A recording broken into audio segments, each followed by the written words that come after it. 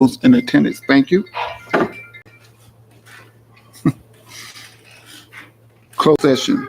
This item has been set aside for the City Council to meet in closed session to discuss matters pursuant of Government Code Section 549, 56.9. D4, the mayor will provide an oral report regarding the closed session at the beginning of the next regular City Council meeting. 1. Government Code Section 549, 56.9. Conference with legal counsel, anticipated litigations, significant exposure of litigations pursuant to paragraph 2 or 3 of subdivision D of section 54956.9, 2 cases. In the event that all the items on the closed session agenda have been deliberated in the time provided of the City Council and closed session at the end of the regular scheduled council meeting. The time is now 2:03. We're going into closed session. If we got to come out, we will have our lawyer come out with the next item. We will be talking about what took place back in the closed session. Thank you.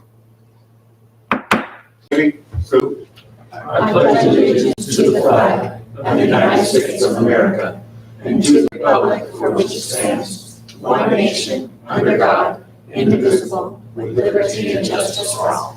Support. Let us pray.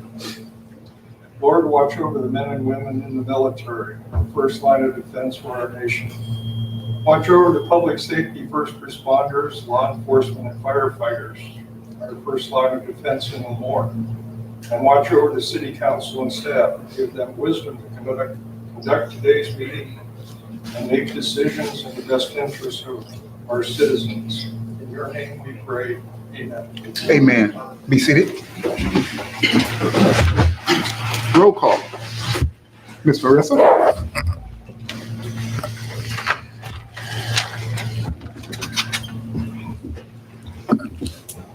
Councilmember Lyons. Here. Councilmember Scaldi. Present. Mayor Pro Tem Plord. Here. Mayor Neal. Here. Thank you. Thank you. Closed session, anything out to report? Nothing to report, Mayor and Council. Absolutely. Okay, going down to new businesses, section 1-1, report recommendations of action, fiscal year 2020/2021 budget adoption of resolution 2020/22. Ms. Spear?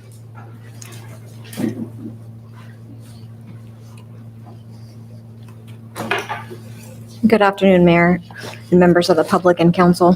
So we're here this afternoon to address the budget for next fiscal year 21. That's July 1st of 2020 through June 30th, 2021. And before I get started into the presentation, I just want to give just a brief synopsis of what we discussed last Tuesday as it affects the current fiscal year.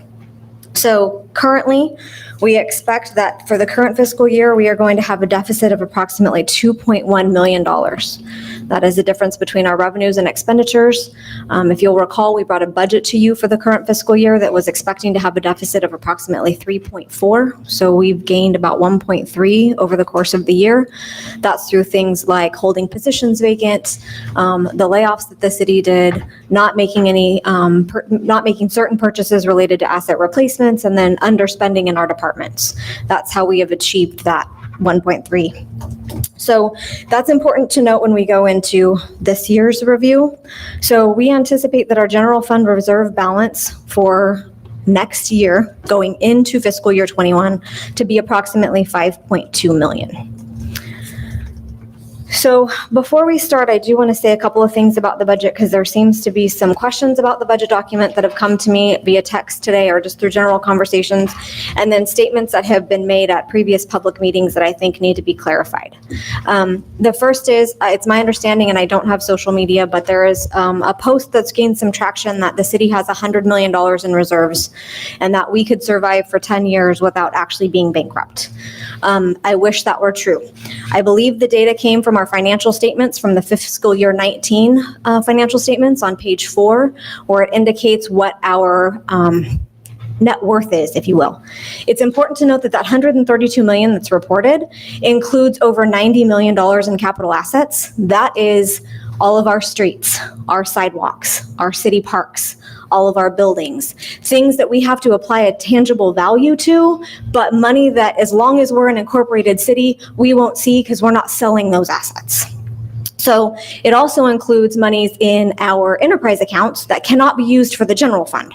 So that $132 million is the sum total worth, if you will, of the city, but is not a representation of the actual tangible available cash that we have at our disposal.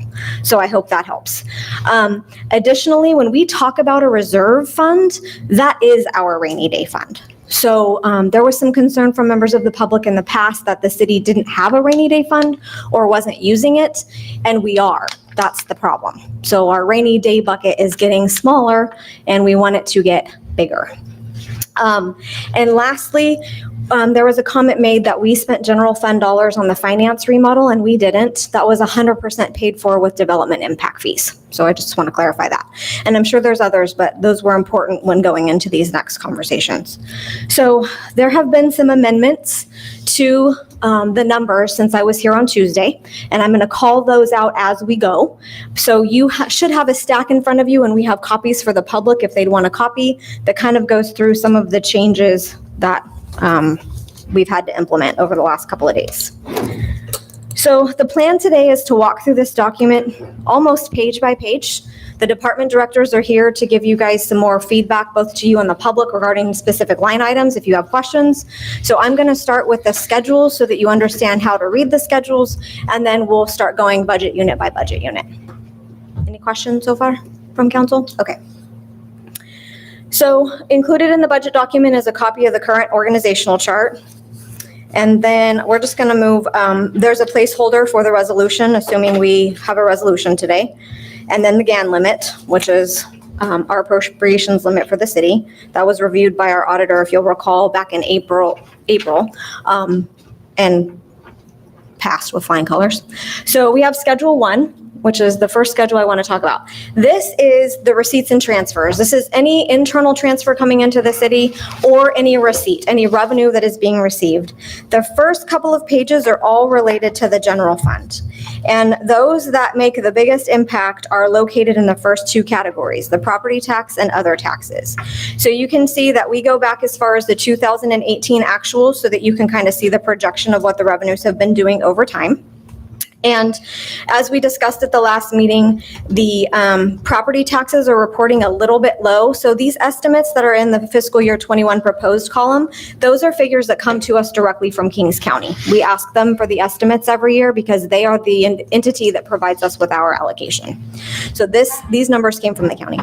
The other taxes, this is based on historical estimates. The franchise taxes, so for most of our utilities, Comcast, PG&E, Southern California Edison, they all pay us what's called a franchise fee to use our easements and that sort of thing.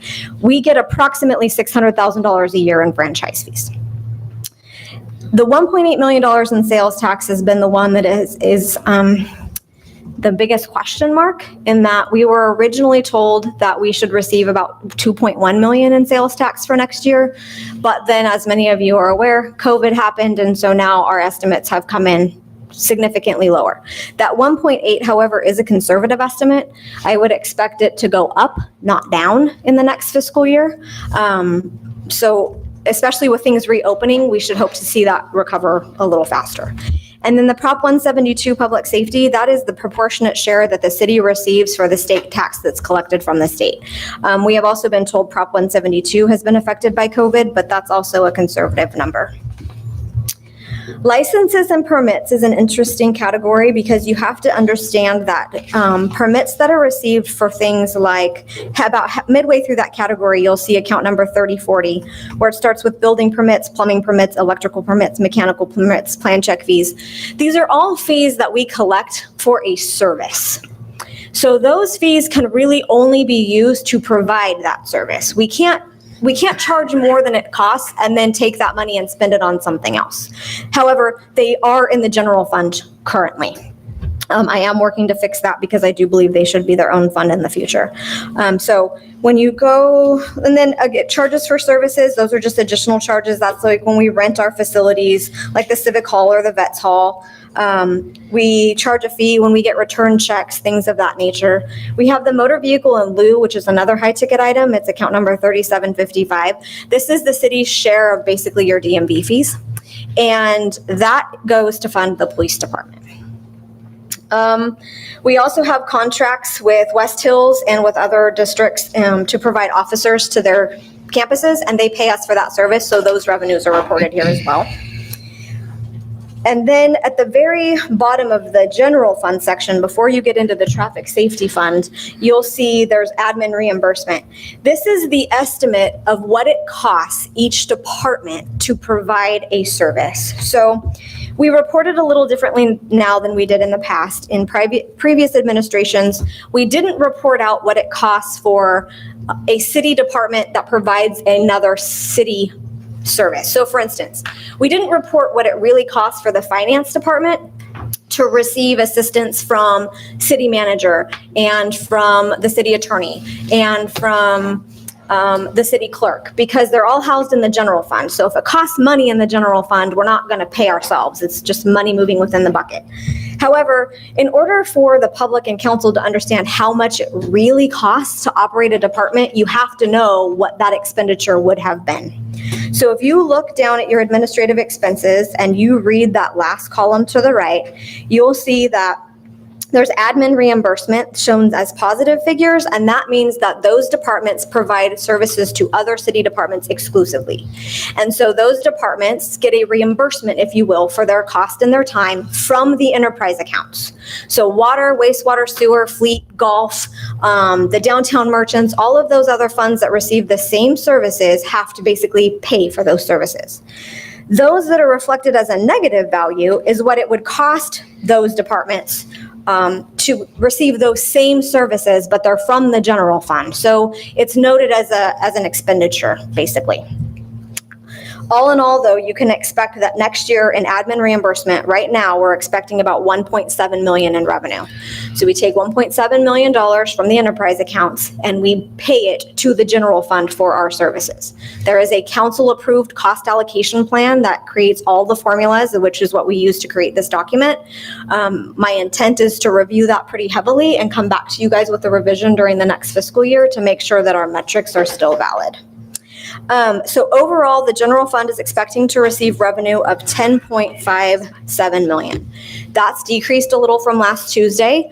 That's because when we made projections on revenues, we projected revenues based on potential developments that were coming into town. And as many of you are aware, last Tuesday, one of them didn't pass, and so we had to make some adjustments. So that resulted in about $120,000 swing in the revenues coming into the general fund. However, keep in mind, that revenue has to be used exclusively for those services anyhow, so you couldn't have used it for the police department or for the city manager's office, etc.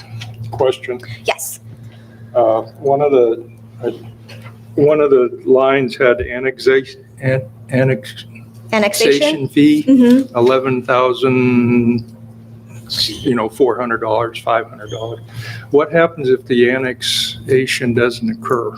So that fee is our cost of service to help that developer go through that process. Even if LAFCO doesn't accept the annexation, that fee we still keep because it's our service up to that point.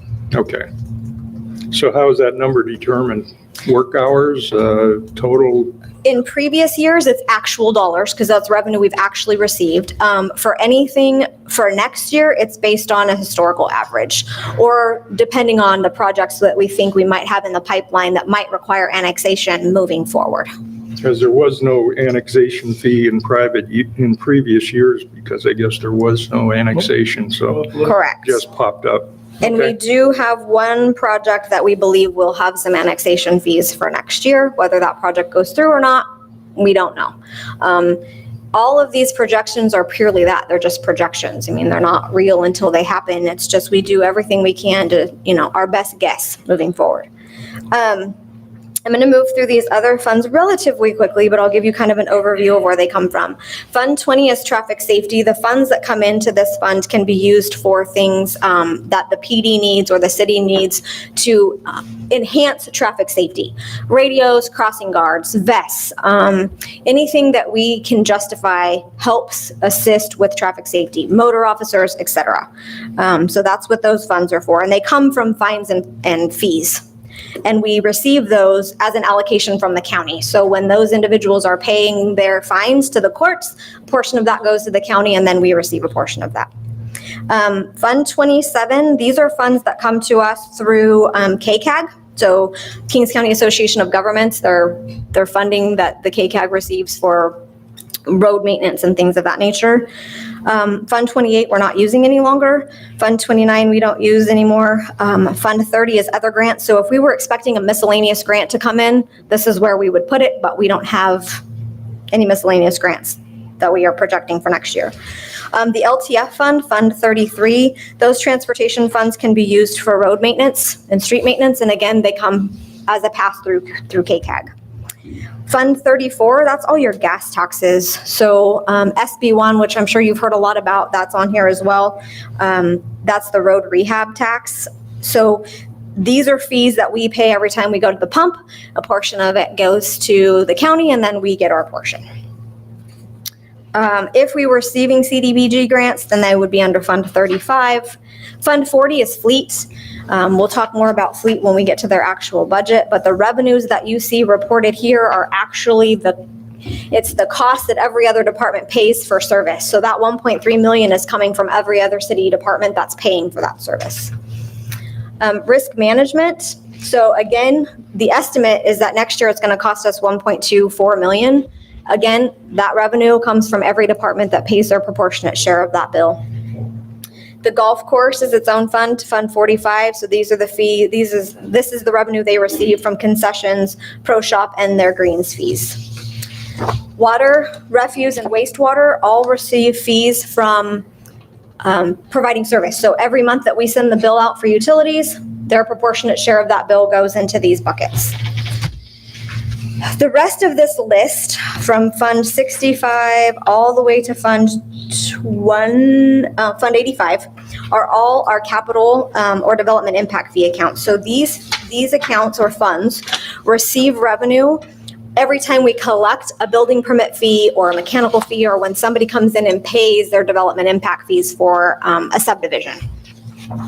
Did you have a question there? I'm sorry. Oh, I'm sorry. So that's how the funds get in here. They stay here until there's some sort of capital project that supports growth in the community, and then we can use those funds for that purpose. Fund 150 is the RDA. We still have to have this account on here even though the state no longer has RDA, because we are the custodians of the funds. And so we have to track how much of that was RDA money that we had received previously from the state. And we still earn a tax increment on that. So the taxing entities that are part of the RDA, we still receive a portion of that, and that's to pay our bond debt. The housing authority, we have local housing authority funds that also came as part of the RDA that we're still managing, and so we have to account for that as well.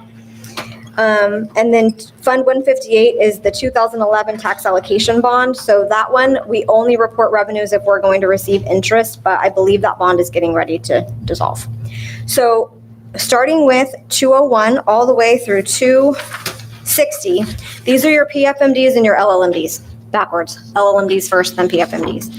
These funds receive money through the tax levy.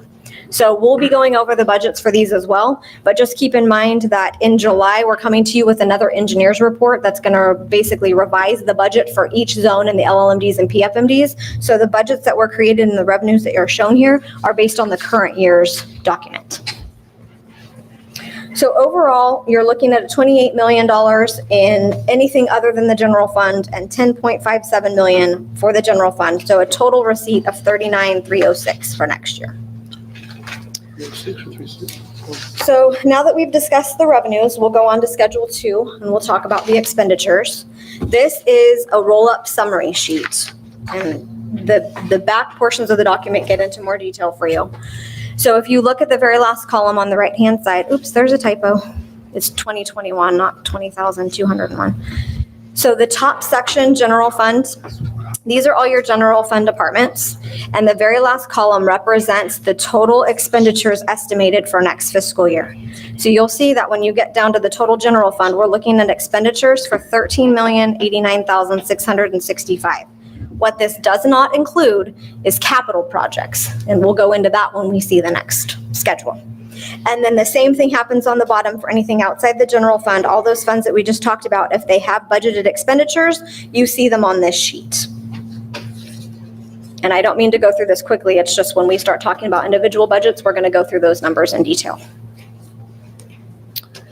So Schedule 3 is the schedule that kind of rolls everything up into a picture for you all about what's going to happen at the end of the year. The first line is your annual operating of the general fund, where all we're reporting is the receipts and transfers. And so we're expecting, again, $10.57 million. And it breaks down the expenditures for you by category. $8.4 million of that is personnel, 4.6 is operating, 40,000 is asset replacement, and 389,000 of that is for capital projects. This is the value that does not show on Schedule 2. So 389,000, that's broken up by two projects. That is 289,300 for the dispatch center.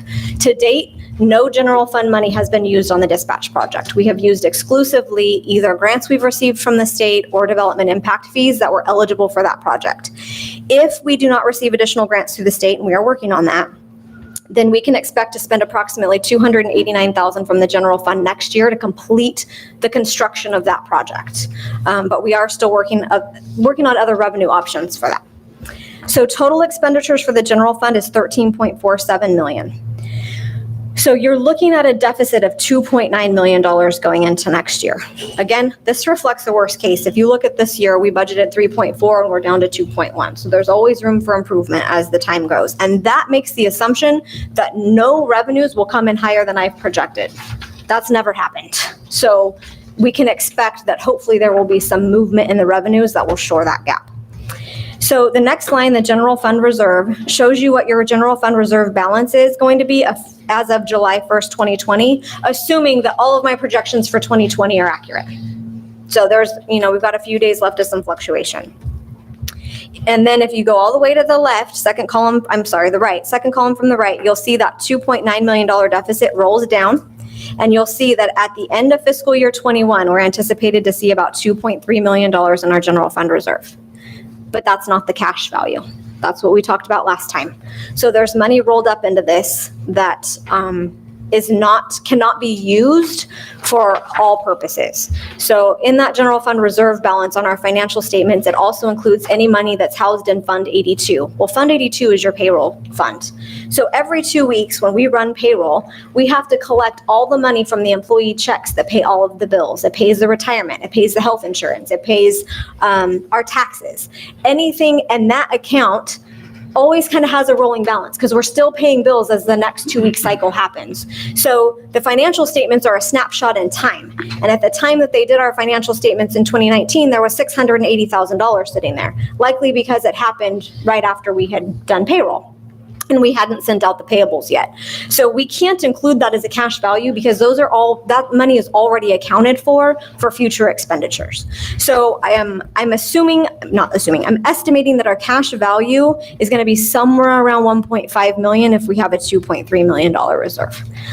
My goal is that at a minimum quarterly, come back to you all and give you kind of a snapshot of where we're at with revenues and expenditures, keeping in mind that some of our expenditures are seasonal and so are some of our revenues. So it's not always going to be directly proportionate to the percent portion of the year that we've gotten through. That's the general fund, the first two lines. Every line thereafter is the funds that we just discussed on the revenues that tells you what the estimated fund balance is as of July 1st. And then it tells you how much for personnel, operating, asset replacement, etc. And on the far column on the right, you'll see where we estimate their fund balance to be for fiscal year 21 at the end of the year.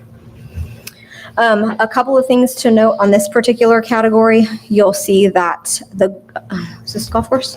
Yep. Fleet and the golf course are both operating with significant deficits. We talked about that at the last council meeting, in that if the general fund is told by some power that be at some point in the future that yes, you must make those accounts whole, that's how much money the general fund would be expected to have to pay in order for that to happen. Because that is technically a loan that we have given to those funds in order to operate. We're currently working on a plan to get fleet maintenance out of a deficit. So my goal is to kind of, now that we've finished fiscal year 20, and we have more accurate data, which we didn't have before, now we can try to put a plan together to bring to council for how we want to try to work ourselves out of that. And then the golf course, the same thing happens. So their revenues don't always support their expenditures, largely because they have 2 loan payments that are due against the golf course every year. And so the city is working on options to defer some of those loan payments to try to get rid of some of this debt before we move forward. Those are the couple I'd like to call right now. The LLMDs, we've discussed this a lot at council. And it was previous city practice to kind of lump all of the LLMD and PFMD funds into the same fund. There wasn't really an appropriate accounting done of which fund was spending which monies. So in 2016, I believe, that was all rolled back and each zone received its own fund. And at that time, the proportionate deficit or fund balance was given to that fund at that time, and that's how this has come up. However, we are doing engineers report, and so this value of these funds may change when that report is adopted by council, and we'll bring new budgets at that time. It is like an enterprise fund in the respect that any money's taken in for that zone is used in that zone. Correct, yes. If you live in a zone for which you are assessed a levy, the fees that we collect can only be used for services in that zone. And that's why they're all broken up into separate funds. Schedule 4, this is your position allocation. It gives you a summary of the positions in the city. And you'll see that when we started this year, fiscal year 22, we did a budget adoption of 122 FTE. We're down to 118 currently, and we are asking for 115 next year. I went through those changes with council last Tuesday. We're holding a police officer position vacant. We're choosing not to fund a maintenance worker position. I believe it's in streets. We had 5 significant layoffs, and that's what the change is. The 7 positions between what was adopted this year and what is being proposed next year. Schedule 5 is our capital improvement project going out 2 years. So it's fiscal year 21 and fiscal year 22. I can tell you this document is very difficult to create when you know you have very little money to work with. We at one time had a 5-year capital improvement plan. It is my goal to bring back a capital improvement plan that shows 5 years out. But I'm hoping that we will see some increases in revenues and some future developments to help kind of support those projects that are necessary. So these are broken down by category for you. So the first section is streets. You'll see that we have several streets projects planned for next year. And these projects are not funded at all in next year by the general fund. So at the bottom where it says funding sources, you can see what proportionate share of which funding source is paying for the projects up above. And they largely are paid for out of gas tax and that LTF. Those are the pass-through funds that we receive through KCAG for street maintenance. Parks. Next section is parks. We only have 2 projects that we have that we may or may not do next year, depending on a lot of things. But they're not being funded with general fund. They're being funded out of development impact fees that can be used for that type of project. Water, this is a big one. So as many of you have heard, we have a TTHM project. We're in the middle of building new well systems in order to be compliant with some state requirements. And that project, when we went out to bond, was expected to be 18 million. So we bonded for 30 million so that we could finish the TTHM project, we could complete tank 7, and we could finish wells 15. Unfortunately, after we bonded for 30 million, the cost for the TTHM project came in at 34 million. So we didn't have enough money in the bond to complete all of those projects. Tank 7 is since completed, and well 15, you'll notice is on here. It's the 3rd line down. We have $100,000 to go before we can be finished. So the $10.7 million that you see here, this is largely being funded out of the Water Reserve Fund. We only have about $4.4 million left in the bond. So You'll see on Schedule 3, which we just went through, and we won't turn back, but you can. They only have about $600,000 left in the water reserves at the end of next year if we complete all of these projects. And they have $2.9 million in projects slated for the following year. So in order to complete TTHM, most of these projects are going to have to be placed on hold, or we're going to have to go out for additional funding.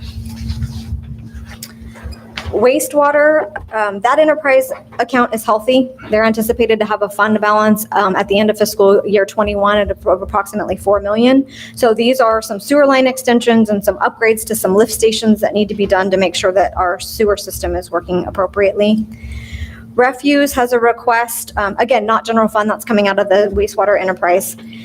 Refuse Enterprise would like to spend some money to redo some concrete pads for some of our commercial dumpsters in order to make it easier and more effective for the trucks to get in and load the trash. And so that's on here for 2 years. Storm drain basins, the same kind of thing. Storm water is paid out of Fund 69. It's not a general fund account. And so this is previous development impact fees that we've received that we can use for these types of projects to increase storm drainage basins for growth and that sort of thing. The general fund has 3 projects on it currently. There's the fence gate maintenance at the CMC, which we will probably not do next year. That's the automated gate that locks the refuse portion from the general public. Sometimes we have public that drives back there looking for people and it's a safety issue. That would be funded out of Fund 75, again, not general fund.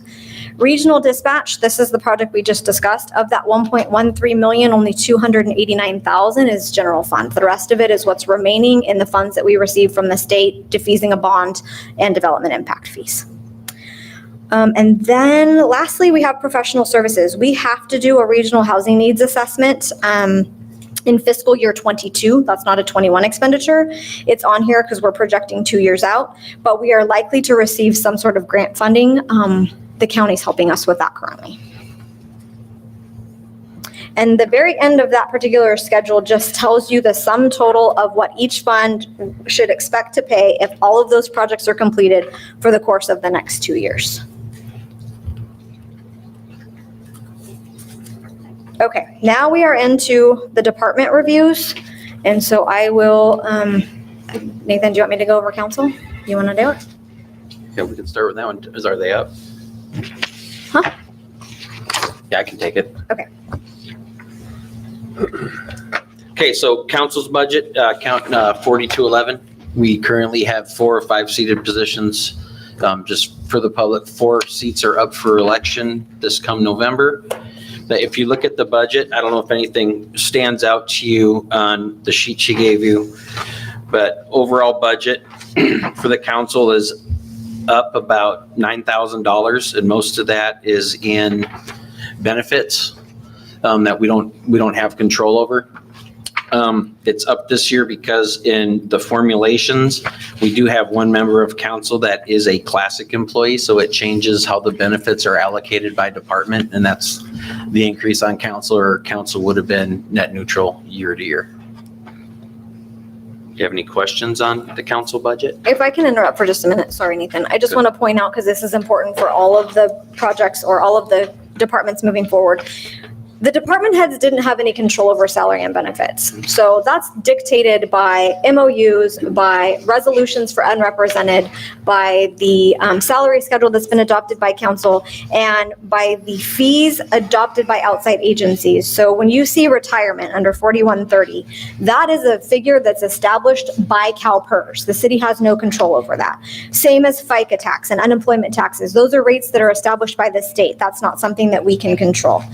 This particular budget unit does not have it, but you'll see it on others. There's something called a cafeteria benefit plan, and I've gotten a lot of questions about this, believe it or not. That has nothing to do with meals in a cafeteria. That is additional benefits. It's kind of like a menu of additional benefits that employees can choose from. And the current city employees that were hired before January 1st, 2017, October 1st, if they opted out of the health insurance, they received what was called an opt-out. And if you'll recall, we talked about that when you adopted MOUs.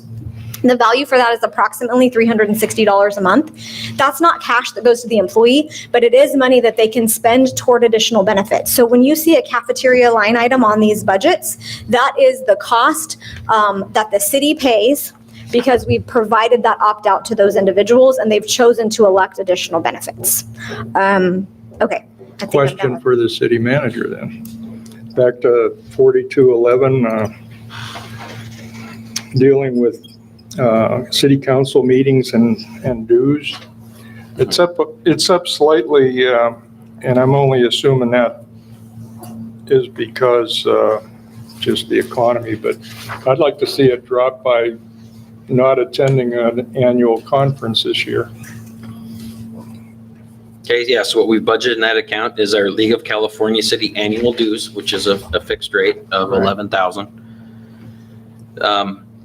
I mean, normally the city council sends a representative to the annual conference to do voting and with the virus still roaming its ugly head around, I think it'd probably be best to just forego it this year and not go.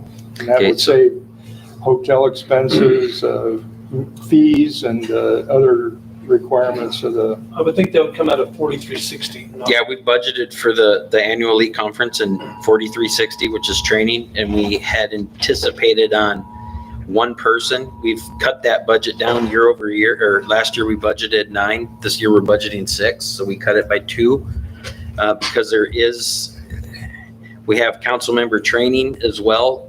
We are guesstimating potentially 3 people are going to need training. Again, if we don't have the turnover in council after the election, that number comes down. so the new But we can mayor, absolutely do whatever adjustment you'd like. the new mayor and council member academy in January those fees would be used for that then. Yes, Yes. if they choose to go, and not everybody went that could have gone in years past. So that would be the $6,000 number? Yeah, so that's the $6,000 you see for budget unit 4360. What you're talking about on meetings and dues is it's our League of California Cities annual dues. It's the division dues for South San Joaquin Valley for the league, our local chapter, that's $400. And then we have league division meetings. We budget about $375. The meals usually run around $25 at every meeting. You're always welcome to go. Historically, usually only one member attends, but it is open to all council to So go if to we that. don't use it, then that's money not spent? It's money not spent, and that's part of the Correct. roll-up of the 1.3 million that we came in under budget this year. So what we try to do, or what we try not to do, is if it's not spent for the intended purpose, we don't say, oh, we have money here, let's go spend it over there. We don't spend it. Right, so, yeah, if 3 people don't need council member training, then that $4,500 should stay intact. And they'll just roll over into the next year's budget. That's all I had. Okay, and I have a question about the 4130 retirement. And you said that we have a classic member and all that stuff, but 18 grand? Okay, so this is how this works. No, that's okay.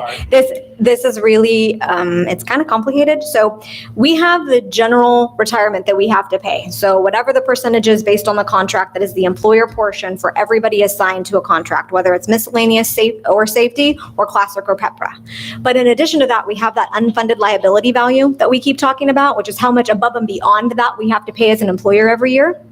And so the only way that we can appropriately allocate how much money should go to an enterprise account is to apply, let's just say it's $1 million.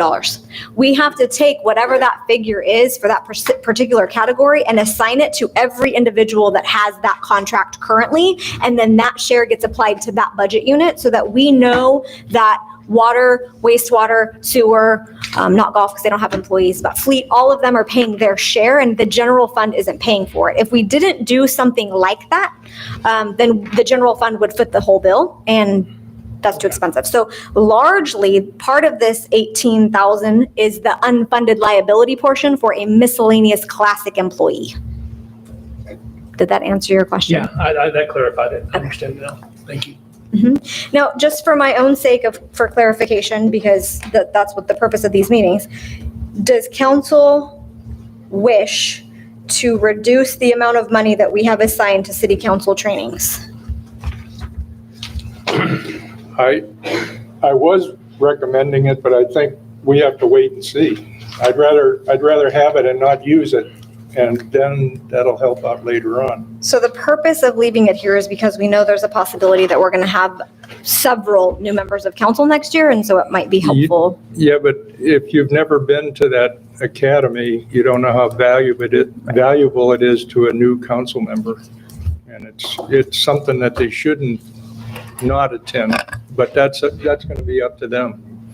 So I think it should be in the budget. What do you think? I think it should be there, and yeah, there's a possibility of 4 new council members, and it would behoove them to have the training involved, so. Okay. Better, like you said, better to have it and not need it than need it and not have it. Any other questions on city council budget? Okay, Nathan, city manager? Sorry, I was sidebarred. So is that it for council? Yeah, we're done. Okay, city manager, if you go down to, I'll start at the end and then back up. It is down year over year by about $130,000. No change in staffing on that. Several professional contracts, count 4310 is professional services. That's any kind of contract we have with vendors that we don't carry out on our own fruition. So like shredding documents would be a 4310. The Chamber of Commerce would have been paid out of this account. King's EDC, local hazard mitigation plan update, that's 6,500. We have to, that's part of our allegiance with the county and other cities. We're on the hook for that. And then we have a Union Pacific Railroad lease that you see on here. It's a line item for 5,000. That is actually offset by the contract with Valley Pure. They, city already issued that check to the lease, and we have received payment for this fiscal year, and the same thing will happen next fiscal year for that. So in the short of it, salary and benefits for city manager's office are about $336,000. And the operating costs, operations and supplies, my eyes aren't very good. Is another 112,935. What's that? You on services and supplies? Yep, 112,935. thank you. I'd also like to interject here, the last 2 lines that you see that are legal expense and risk management expense, the department heads also didn't have any say in that. Legal expense was kind of a year-over-year analysis of what the average was that each department spent on those services. You'll see that many times the departments spend less than what is estimated. It just depends on what type of issues arise during the year. So that's, a reasonable estimate. The risk management expense goes back to that first sheet that we were talking about where I said it's about $1.3 million for risk management. This is the city manager department's proportionate share of that value. So if those costs come in low, this value changes to the better. And if the costs come in high, this value will increase. And we won't know the severity of that until the close of the fiscal year. So year over year though, budget is down. We're spending less on the city manager's budget this year than last year. Next one after that is city clerk. This budget has gone up about $60,000 year over year. The big driver on that is the elections. We have to pay for the elections this year and the election fees, and also to put the tax initiative on the ballot. The total tax or total fees paid to get things on the ballot are about $60,000. So that's why you see the increase here. And we budgeted it all in the city clerk because she's our elections official. Instead of putting some in city council and some in city manager's office, we just put everything in one fund, being that's one of the roles is the city clerk. But barring the elections, she would have been flat year over year. Any questions on that account? So that you're talking about the elections is on 4310, that's the increase of approximately 58. Yeah, so it's $12,000 for the Kings County elections for city council. The sales tax initiative is about 30, and then the marketing services for the sales tax is 17.5. So you're looking at just under 60 grand for all that. Okay, thank you. Okay. So next we have the finance department. Again, with personnel and services, that's all the same. The other thing I haven't mentioned yet is deferred comp. So you'll notice through your MOUs and the resolutions for unrepresented that certain individuals receive a deferred compensation match. So for $1 that the employee puts in, the city matches at a certain value. So that's what this figure is for under account 4200. So for operating supplies, you'll notice though, if you go down for the 2019 actual, at the very bottom where it says your net expenditure was $705,182, and the proposed budget for next year is $635,976. I want to add some clarity to this because this picture is a little bit interesting. If you look about, let's say, 2/3 of the way through services and supplies, you're going to see a line item that says bad debt expense in 2019, and the value there is going to be $75,449. I'm sorry, where are you looking? This was one that was revised. So you're going to want to look through your revised sheets. I'm sorry. That bad debt expense was posted in 2019 as part of this account cleanup that we keep talking about. So helping us be more efficient in our practices and making sure that we're implementing best practices. So the city gives Homebuyer Loans, which is also part of the MOUs and the resolutions that council and previous councils have approved. And those loans value anywhere from $10,000 to $15,000, depending on the employee and which contract they fall under. And they are forgivable, but they're forgivable with terms. So in the past, the city would go ahead and issue the loan, but they wouldn't track how much money the city should expect not to receive back. And that's what this value is. So because the city hadn't historically tracked it, there had to be somewhere to note how much money had been written off for those loans, and this is where it fell. So in order to do a clean analysis between 2019 and 2021, you should take that $328,649 in 2019, which was the sum total of services and supplies, and back that $75,000 out. So you end up with $253,200. But what's not reported in 2019 in this sheet is how much they paid for legal expense, because that year that was booked to a different budget unit, and that was $19,642. So all in, finance in 2019 had $272,842 spent in that category. So comparing that total of $272,800 to $251,700, which is our proposed for 21, we're still coming in over $21,000 less than we did in fiscal year 19 for services and supplies, even with the addition of a financial consultant. So that's on the agenda for later, and we can discuss it in more detail later. But I know there's been a lot of concern from the public about why we have a financial consultant and that we can't afford it. We are spending less money in finance even with that service than we were in 2019. So the professional services contracts that you see, the 192, 107 of that is that financial consultant that we just discussed. We also have to pay for things like our software. So we pay a portion of the software that we use for finance. Let me turn and I'll tell you what the rest of it is.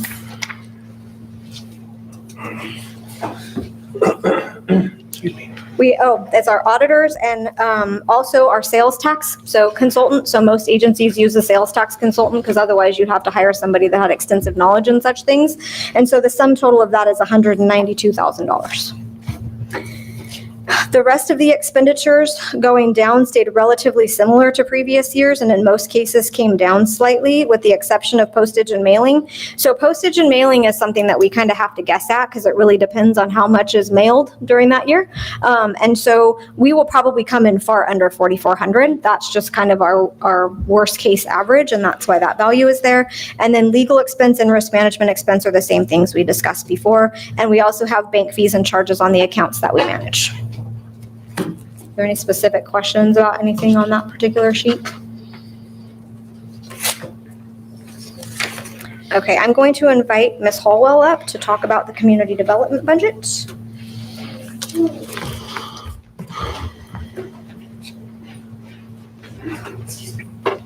Good afternoon, Council. All right, community development. So if we'll scroll to page 3, down where the expenditures are located, you'll see that there's a total of $386,165 proposed for 2021. Of that, $258,970 is for salaries, so we have no control over that number. The rest of it, the $127,000 for services and supplies, if you remove the risk management and legal expenditures, legal would be legal for our planning commission meetings and just reviewing the documents and everything. So that's where the legal comes in. But other than that, it's a total of $81,740 for services and supplies. Most of that you can see is within professional contract services, and the majority of that goes to our city planner that we contract with QK. And we're proposing the same amount that was in 2019 and 20 year. This year, it's gone over a little bit because we have had a lot of projects, so it's hard to estimate because you don't know how much you're going to need technical planning services until you get into that year and you find out what kind of developments you have. But that's the reason why it's a little over, but we're planning for the same amount this year. We do have a large project coming forward, Lacey Ranch up at the northeast corner of Glendale and Lemoore Avenue. So, we're looking forward to that project, but that's going to cost some money. So we think it's going to be about the same. I think that about covers it. Do you have any questions on? What is the same? Pardon What me? is the same? The same as the professional contract services. We budgeted for $77,200. Okay, is it really kind of like a guessing game where you? It's an estimate.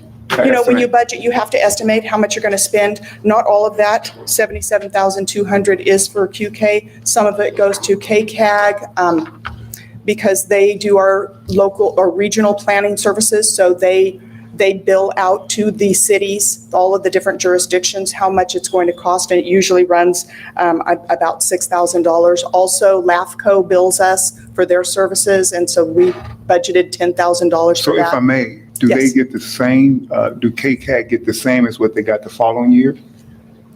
It varies, It and depends. they send us an estimated budget for the following year. Okay. Yeah. Thank you. And it's always it's pretty close to the same. Okay, that's Okay. what I was looking for. Okay, All right, thank you. thank you.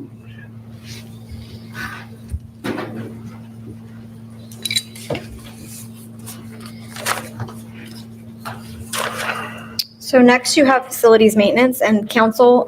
This is also one that was modified. And let me just point out, the modifications for facilities maintenance was due to the fact that there was a change in the fleet budget. There wasn't enough allocated for services and supplies. And so when that revision came about yesterday, because it's allocated out to each department, any department that had a fleet expenditure, their sheets had to be modified to capture that. So that's what changed in fleet's budget compared to what was posted to the public. And again, there's copies up front. So facilities maintenance, Nathan, you want to take that? Yeah, so again, year over year, costs in that division is down. The superintendent, Ray Greenlee, is here, and I must commend him because he was on a shoestring budget last year, and he cut even more this year during the budget process. So this budget basically allows us to handle the day-to-day. I think we have $12,000 budget for a air conditioning replacement. We're currently down a unit on the old city hall upstairs. The units on this building, as you can see, are struggling to keep up today. The vets hall that the city owns is in need of updated ACs, and I think we just put one on the police department, or a partial unit, half the split pack, I believe, and we had to replace one last year. So we're only budgeting $12,000 for an AC. Would basically cover one for this building if it went out. So not a lot of. There's no fluff in this budget. I mean, this is bare bones. Be happy to answer any questions you might have.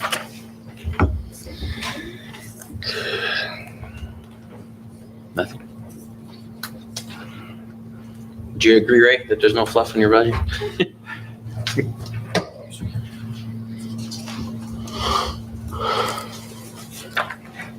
Michelle, I have a question. Yep. The professional services, you're gonna hate this. No, that's fine. Is there any way that we could line item that one thing out in the future? That way you can see it. If you all want to see that, I can put it in, I can document it. So if we get to the point where you guys actually adopt the budget by your resolution, then I have to go and actually create the official budget, and I can add those lines in here if you'd like. Yeah. I will probably have to do it on the cover page just because of how it's, if you're not terribly upset about it, I could put them on the face sheets and Okay. break it out. And then my other question is 4195. Can we rename that? Yes, We I can? believe we can. All right. Is that the cafeteria plan? Yeah, that has caused way too many Yeah. questions.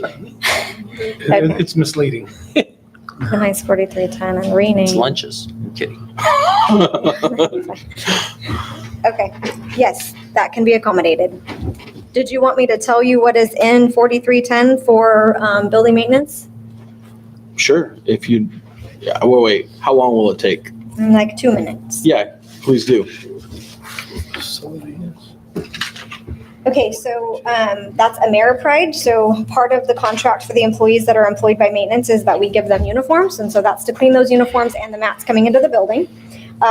Pest control services to make for all of our city facilities and our parks. We have a contract attendant at the CMC that cleans the restrooms over at the rec center. That's $5,000. And then we have a landscaper for some of our city facilities. That's $34,500. I would like to note, though, that this particular year, we used to have a line item of about $45,000 for janitorial services for all city buildings. That has been eliminated. We are cleaning our own buildings.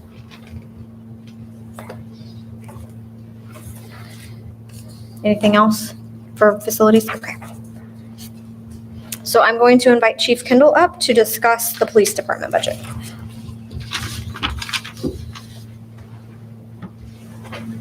Good evening, Mr. Mayor, council members.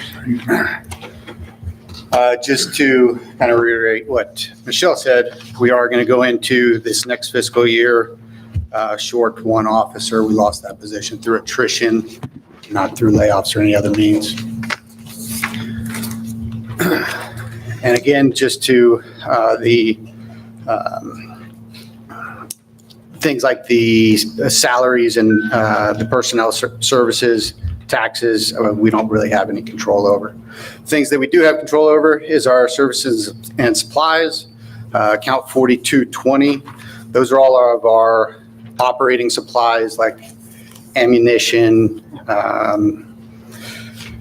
rifle parts, targets, things of that nature that we need to kind of run on our day-to-day business. 4220U is uniform items, things like holsters. When something gets broken on duty, we have to replace it. SWAT uniforms that have to be replaced every year, things of that nature. 4300, that is our rental and city-owned vehicles. Again, that's the fleet costs. I don't really have any control over that number. Professional services and contract, that's a rather large number. If you, just for some justification on that, that's what we pay dispatch to contract through Hanford Dispatch. That's what we pay Kings County Animal Control. Really things of that nature. Chief, do you know how much your dispatch services are by chance? 209,000, I believe, is our portion.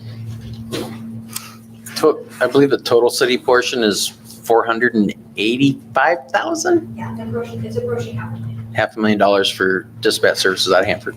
And so that would be a fee we would not have to pay when our own dispatch service is up and running. Correct. Those fees then would go to support the staff at our own dispatch. We'd have salaries.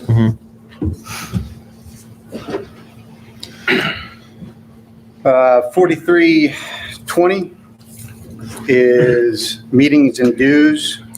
That is for a lot of this is for our community outreach and our community outreach programs, our Police Explorer programs, things of that nature. Some our canine handlers are both members of CNCA. They have to pay those dues in order to get certified from an outside entity every year. 4330 is police printing and publications. Those things are for like our traffic citations, our legal source books, our vehicle code books, penal code books, things obviously that we need to do our job.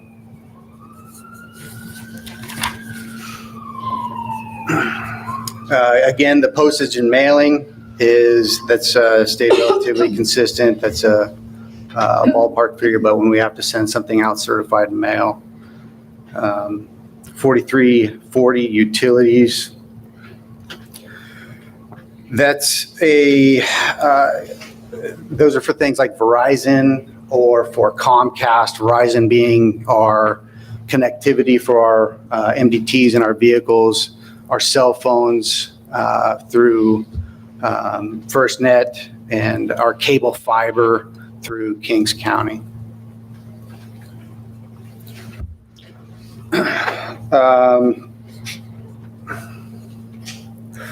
Next is training. That's really a significant decrease overall. We're required a certain number of hours through police officer standards and training each year. Each year, an officer has to have a minimum of 24 hours just to be in compliance. But that accounts for all the training we're going to send each of our officers to every year. If I may, why they decrease? I believe that this year is kind of going to be a special circumstance. It was a number that I felt we could lower only because of COVID. The state post, they haven't reopened a lot of their schools. Okay. And so it's going to be, decrease. Thank you, sir. Absolutely.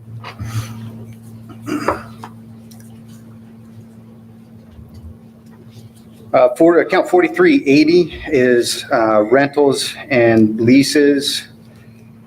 That's really for all of our copiers in our building, all of our printers, things of that nature that we have a contract through to where we don't own our own copiers. That way when they break, they can come and fix them. I'm going to hit rewind for a second. Sure. From 4825. Let me see. Machinery and equipment. 4825, 4840, and also 4889 and 4880. Why is it blank? You guys showing that too? It's blank on the two items. Why is it blanked on? So going into this fiscal year, we had to make some concessions. On the average over the last 3 years, we've received about 3 vehicles each year.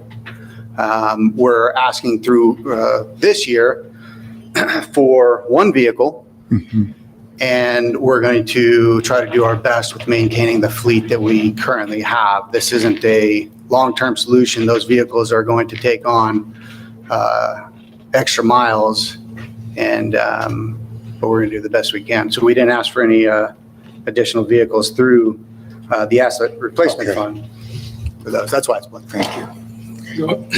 Going back to the top where you have expenditures, asset replacement, you have no number down for that. You had 151,300 and now it's just lined out. So Asset replacements being those 3 vehicles. 3 vehicles, about approximately $50,000 each. So you're not going to have any? We're asking for 1 new vehicle. So I don't, You put that under 4840. That goes under 48, I believe it's 4840. 4840. Yeah. Autos and trucks. Wait a minute. No, I saw it on here. It's right there on 4840. Autos and trucks, 5597. Right.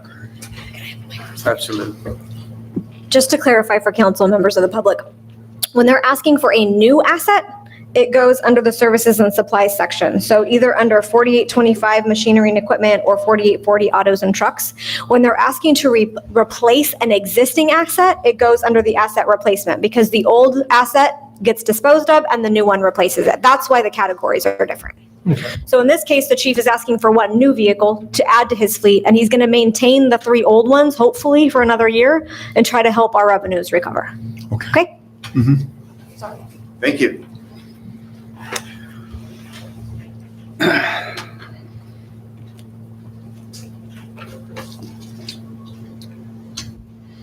Our legal expense is really just an estimated number of $10,000. That's under 4980. Things like risk management, I don't really have any control over. And we'll go on to the, are we coming back? I'm going to do it now. I'm going to fast forward myself. We're going to skip ahead to Traffic Safety Fund. These are all the funds that we collect through the traffic fines and violations that go up and back down to us. We're budgeting approximately $30,000 out of that fund. That is really for things like anything that we can directly associate that's going to benefit traffic safety, radios, flares, things of that nature. But that's really all I have. Do you have any questions? I don't, thank you. Thank you. Thank you.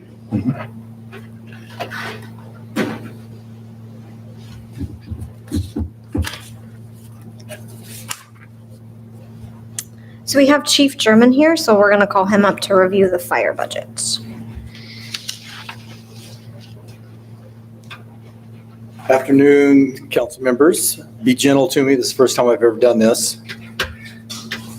If you just go through my list, pretty much of it, just like what Officer Kendall just talked about, some of the stuff's out of my hands. It's just what it is. Operating supplies down on 4220, operating supplies 74,000. That kind of throws in everything that we do.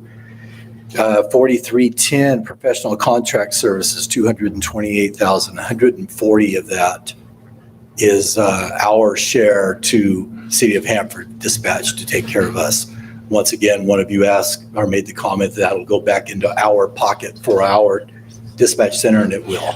So we'll gain that back.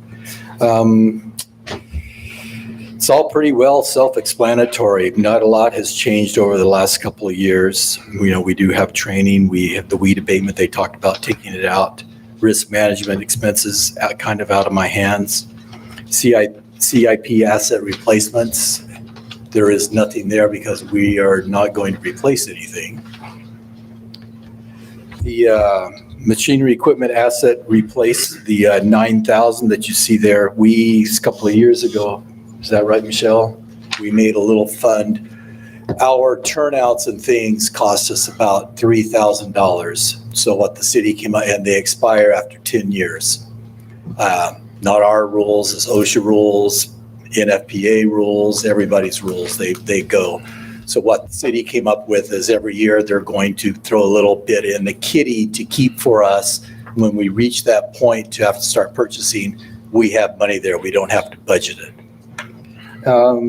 What else we have here? I want to make this short and sweet, you guys and gals.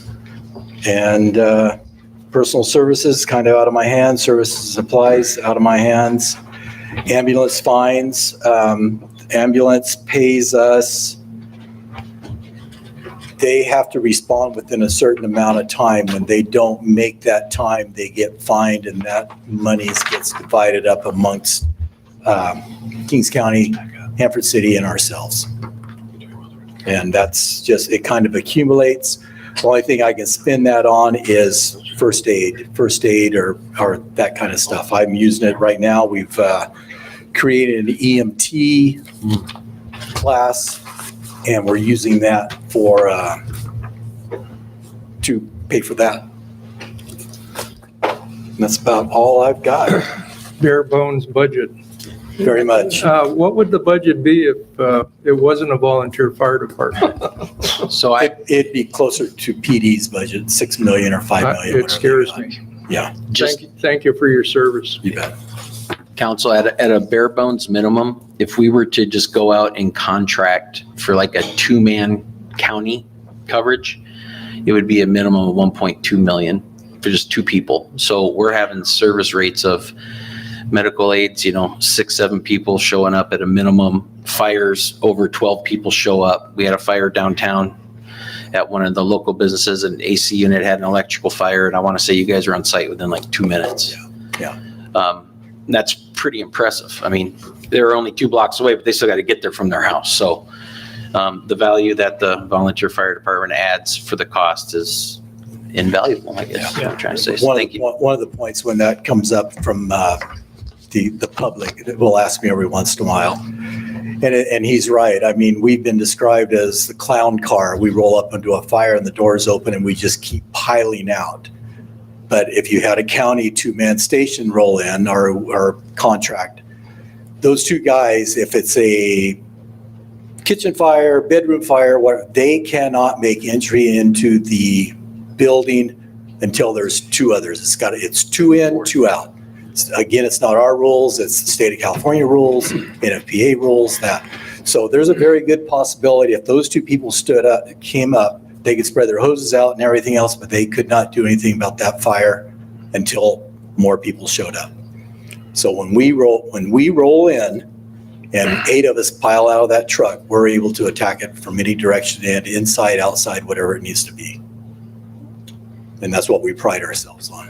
And you guys have an ISO rating 2, Yes. which is outstanding. Outstanding. And if we were to contract out, that rating would decrease, causing Yeah, rates well, for insurance yeah, increase. it's kinda like- Insurance in yeah. town would go Yeah, up for it's everybody. just, yes, Across the that board. is correct. And if I could too, on the police department budget, I didn't point it out, but if you, back in 17, 18, we didn't budget risk management as part of their budgets, and now we do. So if you look at their overall budget, they're like within $100,000 of what they were paying to operate their department back in 17. So they've taken significant strides in cutting costs. And that's after taking, the risk management and the cost of personnel up. So they're operating at levels from 3-4 years ago. I think they need to be commended for that as well. It's no easy task in today's environment. Yes, even on our deal, I mean, my budget right now is $577,000. 26,000 of that we turned in for a Homeland Security grant for new radios. And it has been awarded, but we've got to wait till after July 1st.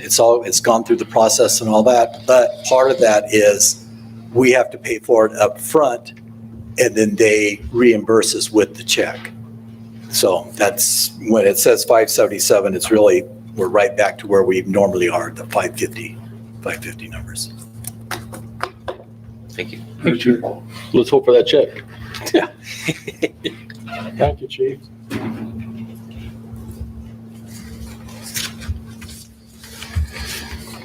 Okay, next we have building inspections, so I'm going to ask Frank Rivera to come up.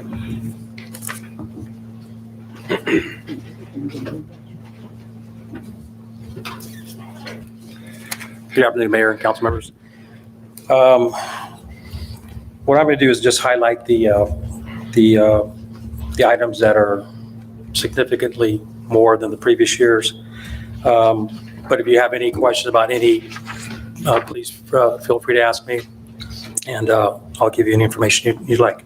Anyway, currently the building division consists of 2 building inspectors and 1 building technician. If you,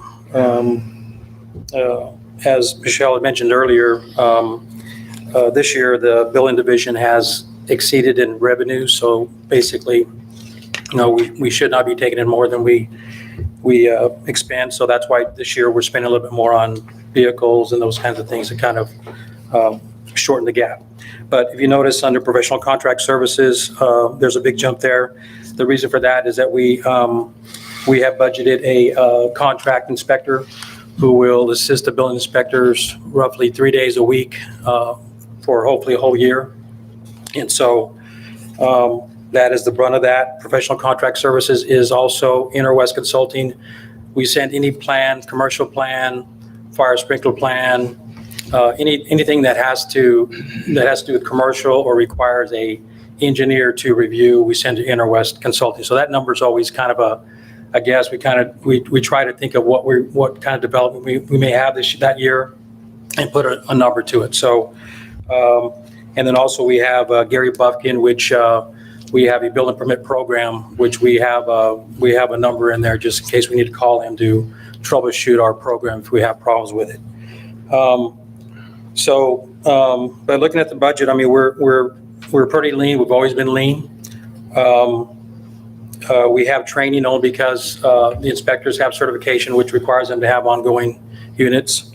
But everything else, we feel we've taken all the fat out of. So, but if you have questions about anything, be happy to answer it for you.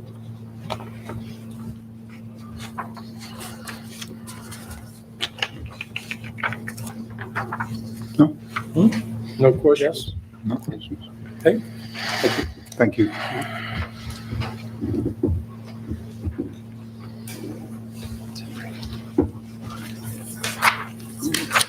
He thought he was done, but he's not. It's like, where you going?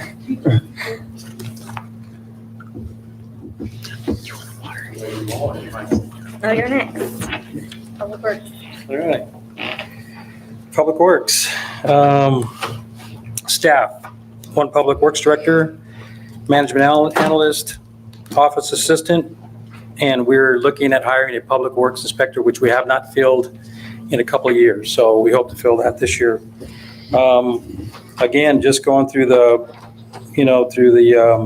items that stand out the most, which, to explain professional contract services, which those things consists of city engineer projects, which are not related to a CIP project. So, someone wants to do a study on a stop sign or undulation or things that are not part of CIP. We have a budget for that. We also have money for a non-call engineer in case, the engineer needs some help and we can do a project. We have some money set aside for a non-call engineer. And then we also pay for Blackburn, which is our soils consultant. So we're in charge of providing the compaction tests for all of our projects. And so we have a line item for that. Of course, the CIPs, they pay their own way for Blackburn. But for anything other like subdivisions, that's what we have a number for a soils consultant. Other than that, I don't see, I think we're under our previous budget. But anyway, yeah, any questions about Public Works? No? Thank you. Thank you.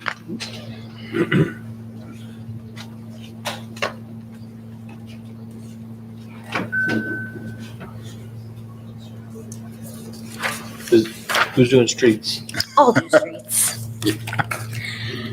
It's Michelle's. Do you want to do it? Okay. Streets.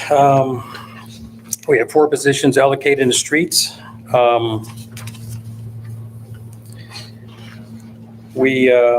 There's, again, I'll go through the service and supplies. The repair, maintenance supplies, those are things like weed abatement. These are things that are beyond what the city personnel can do. So weed abatement that requires heavy equipment or equipment that we don't have. We have some money set aside for that. Tree trimming, if there's a large tree that needs to be cut down, then we will have some money set aside to address that. We have, last year we did a citywide striping project. We're only, that just takes care of our collector and arterial streets. We don't go in the local streets, but it does take care of our highly traveled streets. So that comes out of that. Under, let's see, professional contract services. Does Quadnoff still do that, or, Streets, engineering services? that's under Public Works. Yes, Quadnoff still is our city engineer. Yes, sir. Let's see here.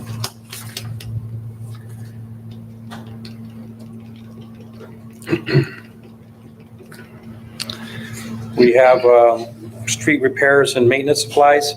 That consists, so every year we budget, $15,000 to replace streetlights that get knocked down by vehicles. We have, repair work on pedestrian lights, parts. We have a few that are those solar powered crosswalks. So we have some money set aside to repair those. And then hot and cold mix. They keep a supply of hot and cold mix. So do we have a contract with the power company to supply power to those lights, or? That's part of our utilities. So if you look at our utilities, the $135,000, that is where we pay for traffic signals, street lights, or the run of the electric bill. Yes. Anything else?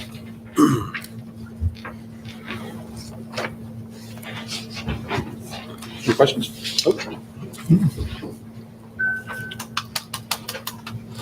Make sure you pay the electric bill every year. Those lights are handy. And service air conditioner. So next we have the Parks Division, so Nathan will cover that for you. Okay, again, council, this is another budget I want to commend Ray and his group on. Their ask this year is significantly less than it was last year, to the tune of over six figures. So they do a good job maintaining, the park spaces we have. Had some copper thieves last year that caused us some headaches, and they were pulling streetlights and robbing power equipment or lines out of the parks, but they kept to it. So 4.5 people. Operating supplies, they operate for about $58,000 a year.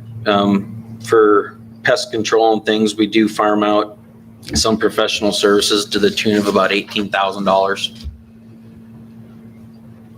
And then just the utilities is another almost $30,000 for the running the sprinklers and the lights. So again, I just like to, we went from 681 down to 485 on the budget. So Ray's divisions have done plenty to help with the current financial state.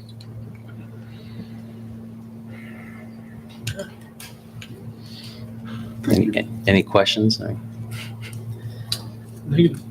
Okay. And So they just basically drop 95,000 or 100,000. yeah, and it's deferring maintenance on some things. I mean, Ray will only work on what he absolutely has to work on Well, at this it's only point. getting paid for half a man, according to this. Yeah, well, that's how it allocates out. Tough job, buddy. So, but no, they do a good. Where's the other half of superintendent come out of? So he's maintenance and parks. So he's So half and so his other half resides in the maintenance division. Okay. We just split his cost equally between the two. Okay. Then the recreation budget. So unfortunately, we did have several rifts in our recreation department. This year, only budgeting Currently, we have one employee over there dealing with the rentals of the city facilities and maintaining that for us. The only programming we currently have budgeted for this year would be the return of soccer this February. And as COVID lays out, we'll kind of see how that goes. But we're really only looking to bring back programming that is cost neutral to the city. We're going to take a hit this year to the general fund of closer to over $500,000. And part of that was we subsidized rec with about $320,000 from the general fund, and then revenues were down due to the COVID. Majority of our monies come in currently in like April, May, June. That didn't come to fruition, so we lost out on a couple $1,000s worth of fees there for summer programming. So recreation is down to Sheila. Taylor's the only person in rec right now. And she's kind of doing a little bit of everything over there, taking reservations, doing the collecting rentals, cleaning bathrooms, setting up for small events, keeping an eye on the place. So, but as we progress and watch budgets, the hope is to start bringing back, like I said, net neutral, cost neutral programming back into the city. Understandable. This one hurts. Yes. It absolutely does. The professional contract services, 4310 for 62,920.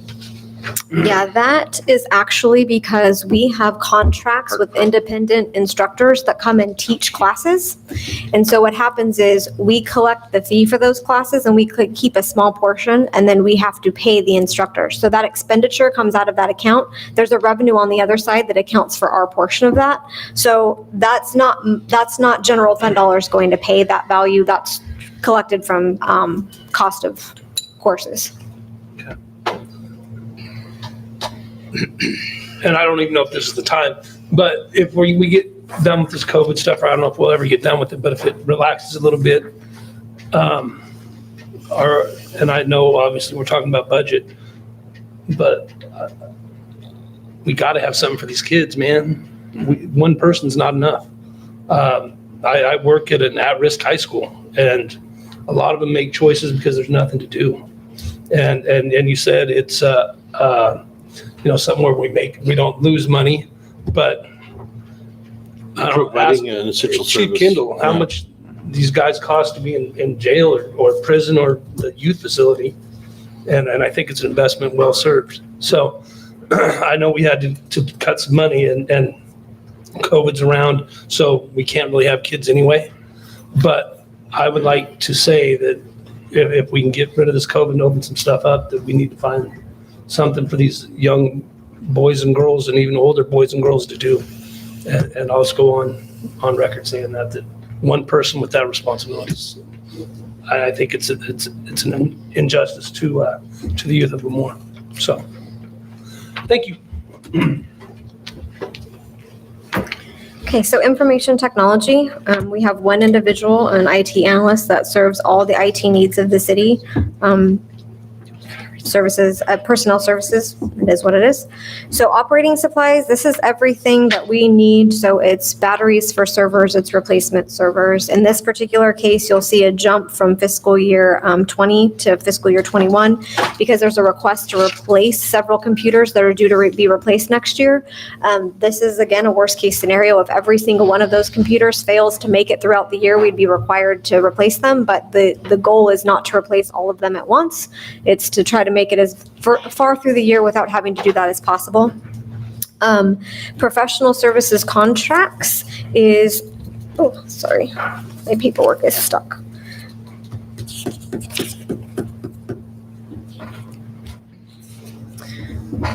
That is for necessary infrastructure contracts. So we have unwired internet. The $30,000 of that cost is just our cost for Comcast. It's just so that we can have our fiber connect to all of the buildings and make everything work. And then we have ancillary fees for our redundant internet that we have to have for emergency purposes. And then a remote server access so that he can get in and actually fix computers remotely. So that makes up that 38.3. The utilities, the 29.4, that is for things, most of the cell phones get paid for.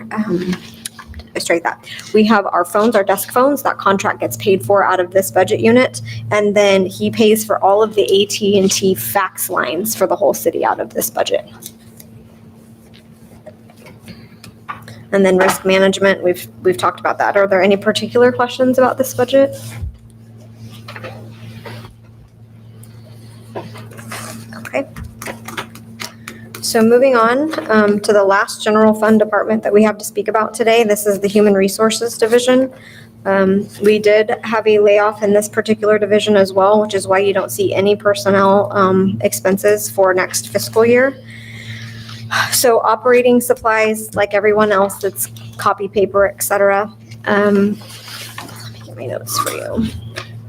So so every time somebody applies for a job, we have it hosted on a system called NeoGov. It helps us recruit for positions more effectively. We have to pay for backgrounds of any of our applicants, as well as people that are required to have backgrounds as part of their current positions.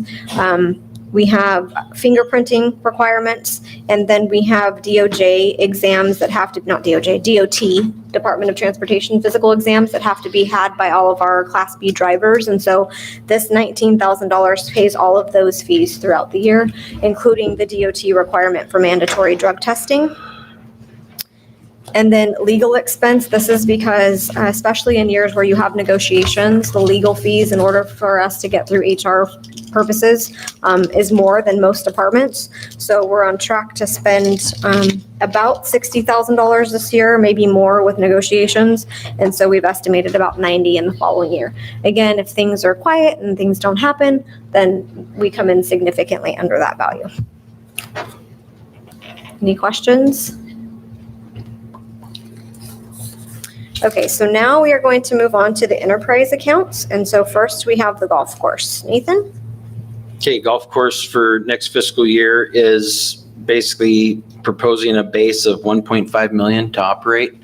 That's up 269,000 more than last year's ask, but we have a new LRA successor loan that's payable in June of 21 to the tune of $294,000. So withstanding that, they'd be flat. Now the golf course is kind of unique or different because if we didn't have a general fund loan and if we didn't have the successor agency loan this year, if we have a dry winter, the golf course can break even.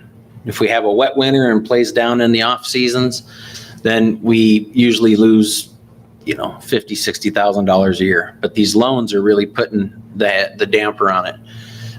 Ms. Spear earlier was talking about the general fund reserves and the cash availability and balances. Well, the golf course to date owes the general fund close to $1 million. So it reflects in our financials as general fund reserves, but it's not tangible money because it's not there. It's paper, it's there. But the golf course has not made enough money to make a loan or make the loan payment back to the city in years. So it just keeps growing. And so this is one of the items we're taking to the county oversight next month. And we're going to try to ask for deferment on that LRA successor loan of $295,000 and try to push that out for a couple more years till we can figure out the golf course. So if they approve that 297,000 or 294 will disappear? Well, or at least be we would defer it for a couple of years, and I'm also going to ask to defer without the increasing interest rate because we're still tacking interest onto it. So working on solutions, have a couple things going on, but nothing tangible yet for the golf course. But for the most part, these loans from when they did the back nine and did all that, and they just kept borrowing against the golf course. Staff reports go back for years that it wasn't making money and they'd borrow against it to make it whole. And then what we thought was a LRA loan that would have helped out, the Department of Finance came back like a year or two after the fact, and this is well before any of us, and said, no, you can't do that. You have to pay that money back. That's not an approved loan for this. So that's kind of where we're at on the golf course. People love it. It's good for the community. it's nice to have. If it wasn't for the loans, we could break even, so now we got to figure out a way to cut costs and make a little bit more money to keep it a viable golf course. So if we get the loan pushed or extended, they're still going to owe it. It's going to basically be the same as last year's budget or balance. Right. Then this budget would come down by almost $300,000, which would put the spending right in line with last year. And we're looking close at the golf course.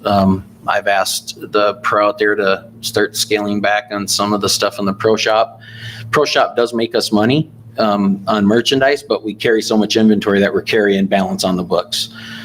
Kitchen expenses, we spend about $85,000 a year on supplies, but the kitchen has revenue streams and makes up for it. So it's really about getting more people out there to play. Is there any membership fee? Yeah, they do monthly memberships. They do single, they do family and things like that. So they get benefits if they become a member of the course and. Yeah, I believe a membership's like $120 or $130, and that's unlimited play all month. So, and then we do a $25 rate for active duty military. If we could publicize that a little bit more, maybe that would generate more golf play and concessions will be purchased and that type of thing. For sure. Because I had no idea that, there was membership. It's a country club basically. But it's not a country club, it's a membership club. Right. Yeah, you can buy a membership. And you get benefits from being a member, so I'd rather, I want to see every golf cart out there every minute of the day chasing an imaginary ball around.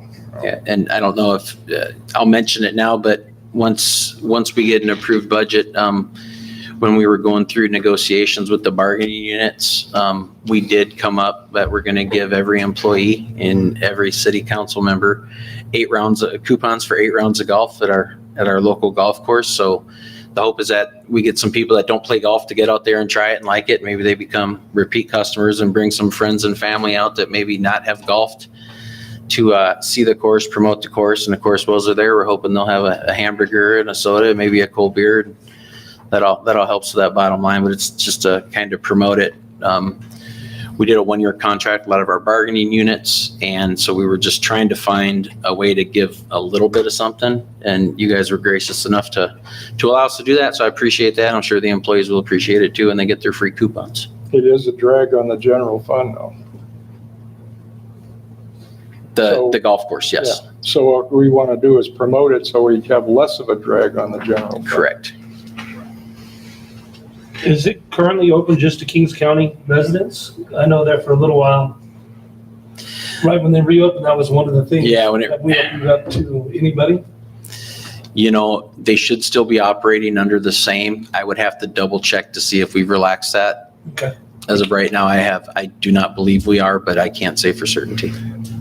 And those coupons that you were talking about, just so it's not misconstrued, that's just green fees, right? It's not going to cost the city any money. It's not going to cost the golf course any money. No, it's green fees. So if you were to go out there and wanted to play around with a golf cart, you would have to pay for the golf cart. Yes. Correct. Thank you. I think the FPPC might oppose us taking a golf cart and going around for nothing. I think it's a reportable. Yeah, Yeah, we can give you the value of it, so you can report it on your 700, or you can decline it. Or decline it. Anyways, the fees are golf course receipts. 8366 is up 50,000 as far as an estimate goes. 83. I guess. I think it's golf course receipts. I don't see it here yet. 80. Revenues, it's 800,000 up to 850,000. Yeah, that's the green fees. Green That's fees? how much the golf course receives So in they green fees anticipate- on average. They Mhm. anticipate more play this year then. Correct. Yeah, increasing rounds and/or a rate increase on the actual rounds themselves. But right now we're holding rates flat. But we'll look at everything. Well, utilities are up also, like 20,000. Yeah, that's the punt. So in our utilities includes the water that we buy. It includes the shares of Lemoore irrigation, it's pumping costs. There's a couple guys locally that we do buy some water from and get over. And we just have to pay the utilities to get it over to us. 25,000 more for professional contract services, on 4310, I guess. Oh, so thank you for bringing that up. That's a typo. The 4310 is going back to 110. That very first line item that says golf lessons and management services, the bottom three, that total, that other 20,000, that was, I missed that when I went through. I was supposed to delete those line items. So that is in fact going to come down by $20,000. Okay. That's all I had on it.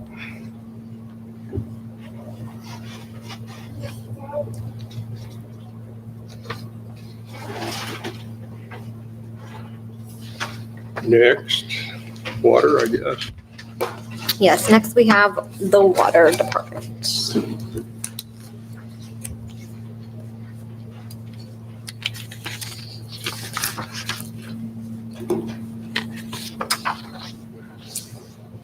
Okay, Water Division budget. Staff consists of half of a utilities manager, John Souza, but he's here whole. One senior utility operator, 6 utility operator, one or two maintenance work, 5 maintenance workers, and half of administrative assistant. Mel's here. As was mentioned earlier, the TTH project has changed most of the increase that you see in the budget are due to the TTHM project. This summer, we hope to have well site number 7 up and ready for test, and then getting acceptance from the state. And then by the end of the middle of next year, end of the year towards the first of next year, is to have 11 also online. So anyway, if you look at, if I go through the items that are kind of a lot higher, it's due to, the increase in the chemicals that are required to treat the water. And again, I can go through, any information you want, but under operating supplies, the 4220CH, you see a significant increase there, but there's just a few more chemicals and treatments that need to occur with the new treatment process. Professional contract services, which is 4310. There is a LOX tank that is at both sites. And so we have 2 items. One is for the actual leasing of the tank itself, and then one is for the actual liquid oxygen that goes into those tanks. As far as, so the LOX tank rental is the 4380. That's the tank itself, the 2 tanks itself. And then the under the professional contract services, in that number is the actual LOX tank liquid. Also PG&E, again, we have engineers' estimate on what energy use is going to increase to. So we've increased PG&E by almost $250,000, anticipating more power to run both plants. On that LOX tank, I think it's important to mention that it's cheaper to rent it than it would be to buy it and maintain it with the licenses and all the certificates and things like that that's required. So yes, sir. We get a better bang for the buck by renting it than buying it. Yes, absolutely.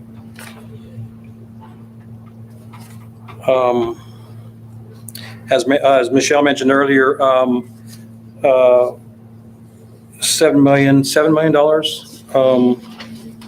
of the water fund will go towards the the project, which again does leave us a balance of $620-some thousand for the year.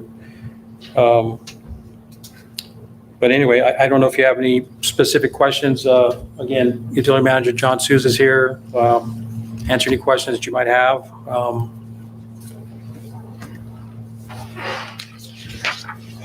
No questions? Questions? Okay. Thank you. Thank you for keeping the water flowing. Oh, Both directions. we need one to have the other. Uphill and downhill. So next we have the Utility Billing Division. This is actually housed in the Finance Department, and to anybody walking in, you wouldn't know the difference. They're finance employees.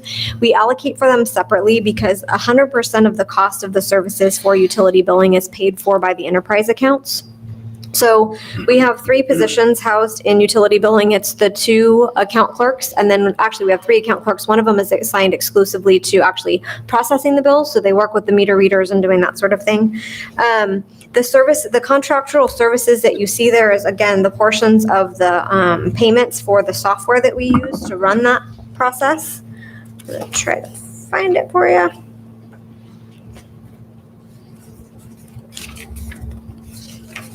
This one's a little hard to find because it actually lives in the water fund.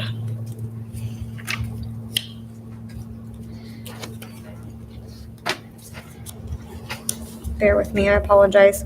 So yeah, we have $27,000 in Superior annual fees, and here's the big one. We pay about $100,000 a year, if not more, for shut-off mailers. So when the state revised the protocols for how and when we are legally allowed to shut off utilities, they're requiring that we send out a 10-day mailer, and we have to pay to send that mailer out. That includes the cost to generate the mailer and to physically pay for the postage. Due to the number of accounts, which fluctuates anywhere from 300 to 500 accounts monthly that are deficient, those mailers get very expensive. So $100,000 of that is that estimated fee. And then we have $20,000 that is for our monthly billing. So that's what we pay to send out the monthly bill. And then $150 of that is what we pay for Shred It. It's a company that comes and shreds all of our confidential documents. So that's the bulk of that. The postage and mailing is largely attributed to the bills. We have to pay for that. And then rentals and leases is the copiers. So the bulk of what you're seeing there, $100,000 of it, nearly half, is what we anticipate to spend just in sending shut-off notices next year. Any questions? Is that an unfunded mandate on the mailers, or can we charge back the cost of the mailer to the delinquent customer? It's unfunded in that the state did not provide funding, but we can pass on the rate to the customer. We're currently working on a revision to our water ordinance that is going to change the fee schedule. It used to be that we charged fees for things that we're no longer allowed to charge fees for, so we are going to change that, and then we're going to start charging a fee to process that paperwork.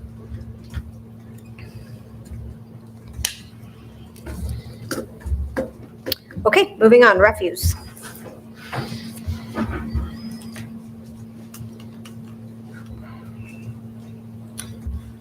Refuse Division, responsible for collections solid waste for residential and commercial residents and buildings, and also for street sweeping. Staffing in the Refuse Division is 1 superintendent, which is Nacho Carrillo, who's here tonight, 1 maintenance coordinator, and 12 maintenance workers. As you're aware, the city did go out for a refuse increase, which I believe may start in July. I'm not sure if that's when the rate increase goes into effect. I know that council had postponed it only because of the COVID and everything else going on, but I think it's scheduled to begin here in the near future. July 1. Yeah. Anyway, again,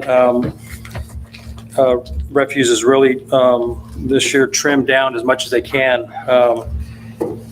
There's actually 1 truck that they're going to postpone, and just to kind of cushion their overall budget, we will get 1 new truck, which is a side loader.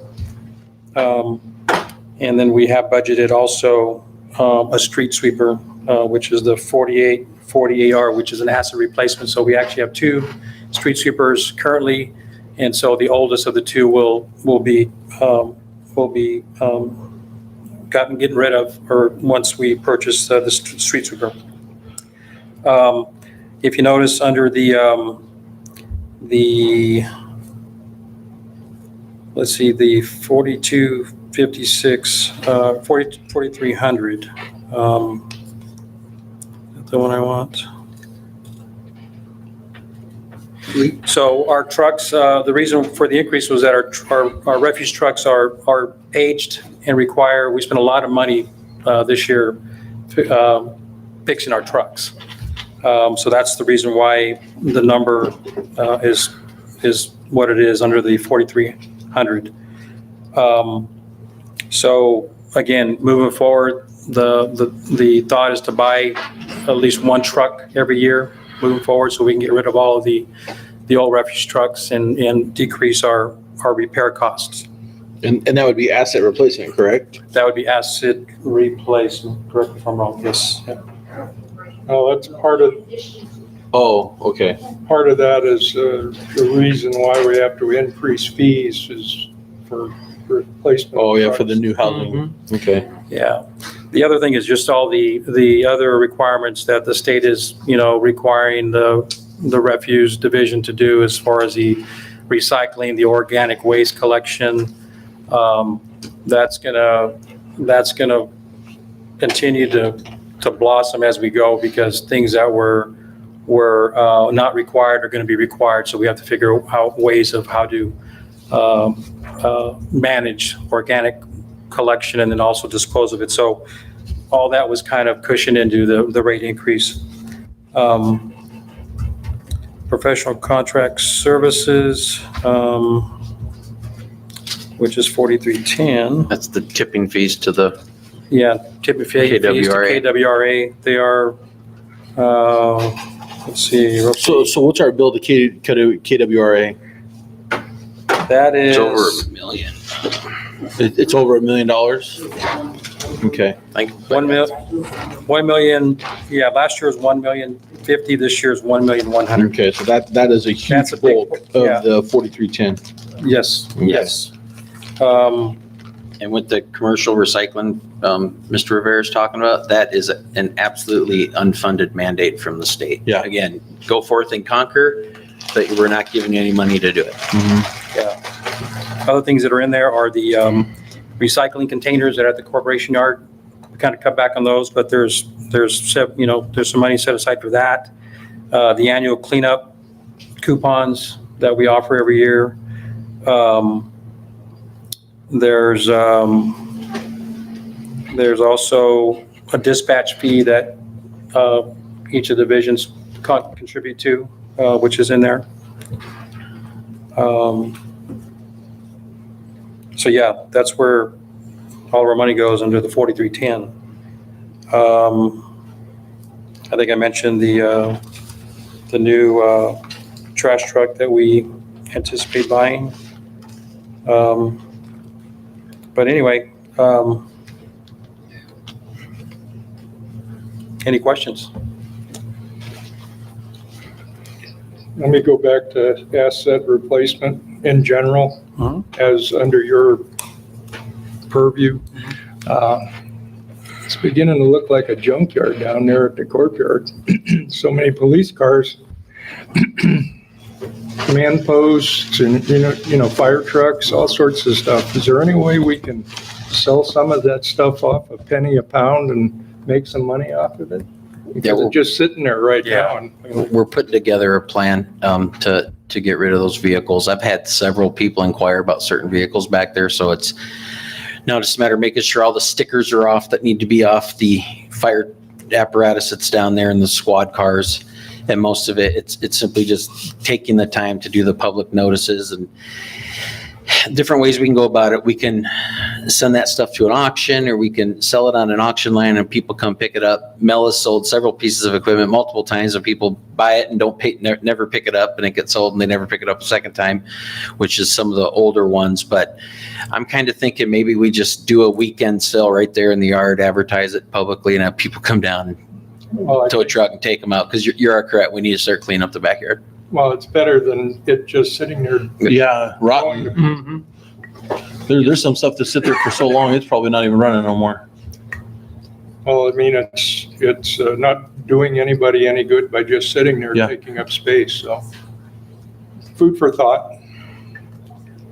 I like that idea, though, to put it out to public notice, and I don't know, I'm sure we know an auctioneer or two that would maybe volunteer. Heck, I'll watch it on YouTube. I'll be your auctioneer. Yeah, I believe some of the stuff we have though, it can't be sold in California, I believe. Is that correct, Joe? Some of the airboard stuff. Did we zero out those as assets, or are they still on paper someplace? So that I'd have to get back to you on. I know that the accountant was working on the asset list. Technically, when it becomes an asset replacement, it should be written off at the time of purchase. I do know there's been a few that have fallen through the cracks, but we're working on cleaning that up. So I'll have to get back to you on a definitive answer, but I know it's in process. There's a potential taxi cab sitting in the courtyard somewhere that looks like a police car, so. That's right. Make it go away. Food for thought. Thank you. No problem.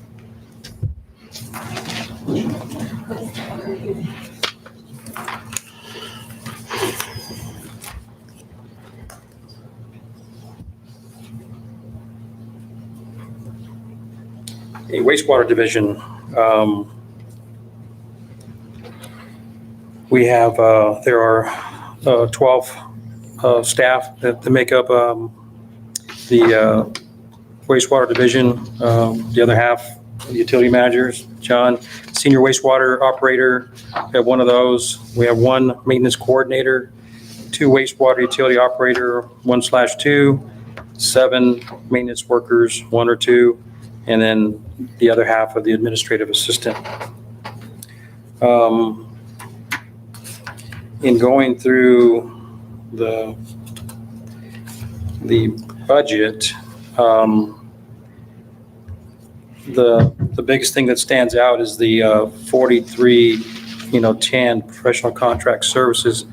Well, you see quite a decrease in there. Back in 2019, we had to pay our share of the wastewater outfall line that we partnered with Leprinos, came out of that. So anyway, we're, as far as wastewater, like Michelle mentioned, we're in pretty good shape.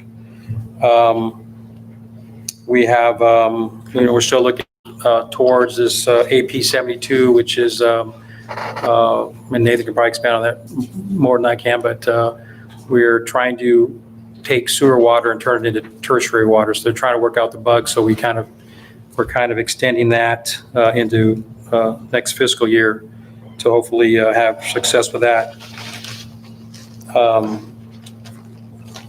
But overall, you see it's a significant drop in comparison to last year. So, any questions? The 4989 administration expense, it seems pretty stable. I mean, it's essentially the same as it was a couple of years back. What exactly is the administration expense? I'll let them show. That's the cost allocation we keep talking about. So that is the portion that wastewater has to pay to receive services from all of the other departments that provide services. So that's done based on several different metrics, and it's a very lengthy spreadsheet, but we take things like square footage assigned to that building, the number of AP checks that were cut for that account every year, the number of agenda items that come to council, the number of staff reports that are reviewed by city staff, and you take all of those metrics and you determine what percentage of each of those departments that provides the service wastewater is responsible for, and that's the estimate for next year. Keep in mind, it's just an estimate, because once you identify what percentage you think they're proportionally responsible for, you don't actually allocate until their expenditures for that year are complete. So if they come in under budget, then that will change. Thank you. One question, probably going back, but this will go to the city manager. The groundwater sustainability agency has the assessment this year. I think it's 8.76 Yeah, What fund does that come out of? that comes out of our water fund. And that's approximately? It's 050. It's, well, it's been about 50,000 a year, 54,000 a year, but they're dropping it by $1 or so. So it'll be probably about between 40 and 43.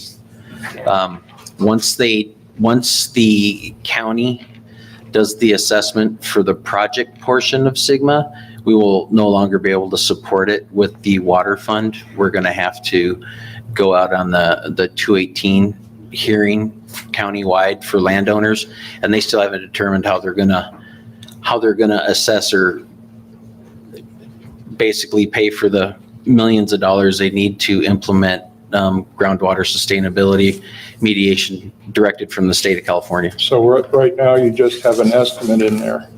Yeah, right now we're covering it. The rate increase we did covered that expense. We didn't want to go back and get rates for another $9 an acre, so we paid for it out of the water fund, and we have been for the last 3 years. That brings us to fleet. Fleet, yeah, that's one for me. All right, fleet. As Michelle mentioned, we're making strides in fleet, making some corrections to be more accurate in reporting. So if you look at the 4350, the reason why that's higher is because I think we're just being more accurate in how we document work being done on vehicles. This one here, so there is an increase, but like I said, I think we have some things in play that are going to hopefully lower the budget next year. Again, Michelle, if you'd like to expand on this one, on this budget, I mean, you probably want more. Okay, so fleet is an internal services fund, which means that 100% of what is expensed out should also be recovered from the departments that are receiving service. And so any other department that has a 4,300 charge in their account is because they're paying for the portion of expenditures that are coming out of this budget.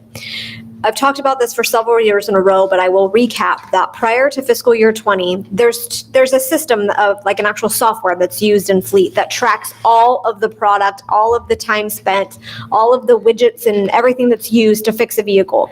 Even if we outsource the work to an outside vendor, we log that into Dossier is the name of the system, and then we bill that out to the department based on actual costs. It's not based on a proportion. In the past, that hadn't been done correctly. So you might have the fire department, for example, that goes and gets a fire truck fixed at a vendor, but then the receipt never makes it to fleet. And so that isn't captured in the system. We didn't have good data to build estimates moving forward. So we knew that fiscal year 20 was going to be the first year that we were really going to button down and make sure everything was captured. So we had a realistic picture of what fleet costs are. Now that we have that, now that we're coming into the end of fiscal year 20, we're going to spend the bulk of the beginning of fiscal year 21 trying to figure out how to reduce expenditures in fleet and come back with a proposal to council on how to fix that. I don't have any answers for you yet. I can tell you one of the things that we're tossing around is, do we outsource certain things like brake pad changes and oil changes because it can be done cheaper outside than it can be inside, and allow our fleet individuals to spend their time working on the large vehicles, which take up the bulk of the time and cost most of the expense. So these expenditures are on here based on current year stats and projections. There's room for movement here. Are there any other questions?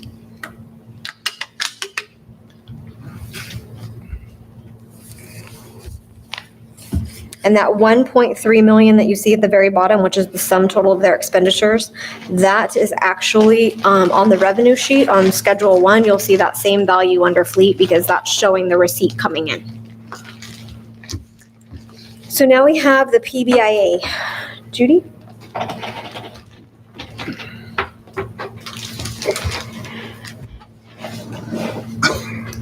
All right, so the PBIA is the Parking and Business Improvement Area Fund, and that is funded through the doubled downtown business tax. So the businesses downtown get taxed Their business license is $100 a year. The doubled portion is another 100. That extra 100 goes into this PBIA fund. So the original 100 goes into the general fund. And that's known as the DMA, right? And that is the Downtown Merchants Advisory Commission that manages these PBIA funds. And they advise council on how they would like to spend it. And so the budget comes to you annually and you look at it. And this one, the account typically generates about $9,500 a year. And then because it is an enterprise fund, the funds stay in there and they can use it. If they don't spend it all one year, they can spend it the next year. What they've spent on in the past are like the street lights, the banners that hang on them. Those, they purchased those in some years. So you can see in the budget this year, it's the same as last year. It's the $5,000 for the operating supplies, which is where like the banners would come out of. Anything that they decide they want to spend it on, it would come out of there. The $6,000 for professional contract services, that would be, they contract with a gentleman that does landscape maintenance for the bulb out sections of the downtown planter boxes. That's about $3,000 a year. And then there's $3,000 in there for the holiday stroll for that event. So they can use it for events, for marketing, for social media. If they wanted to buy new trash cans or put benches downtown or anything of that nature to improve downtown, it would come out of that fund. They could advise council and say they would like to use it for that reason. Could somebody donate to this? Someone can donate to it if they would like to for improvements in the downtown area. And that downtown area is from the center line of B Street to Lemoore Avenue, to the railroad tracks, to Hill Street. So that area. There was a complaint at the last meeting about the street that the side street that goes to the depot from Antlers Hotel. Heinlein?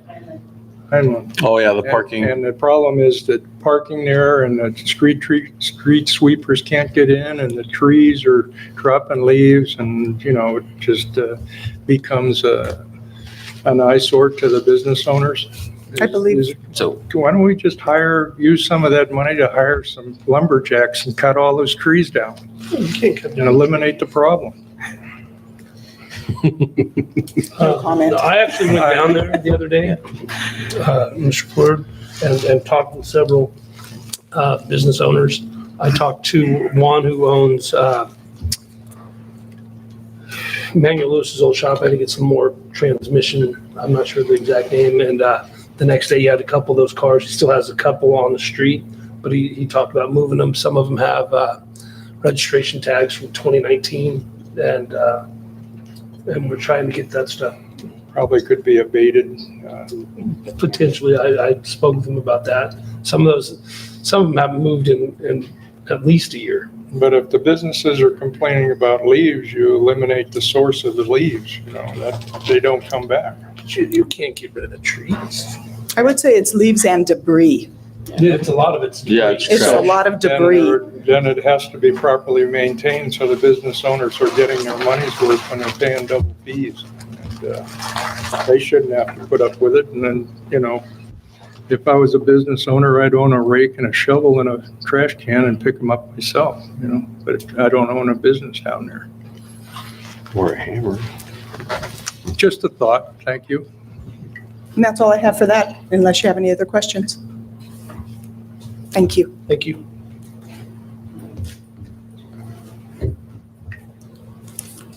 Traffic safety fund was already covered by Chief Kendall. So the landscape lighting maintenance districts, there are 12 zones, I believe, for LLMDs.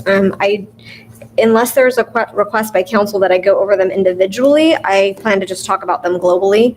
So the LLMDs, we actually have employees, city employees that provide the services to those zones. So in each of those zones, you're going to see personnel services. It's the same for employees that are employed in the streets division. It's just when they're working in the zone, they do functional time cards. And so we charge their time in the zone to that particular zone. The operating supplies, repair and maintenance supplies, it's all things that they need in order to effectuate change in that region. So it's typically landscape supplies, irrigation supplies, their utilities, that's the cost of that zone to pay for the water.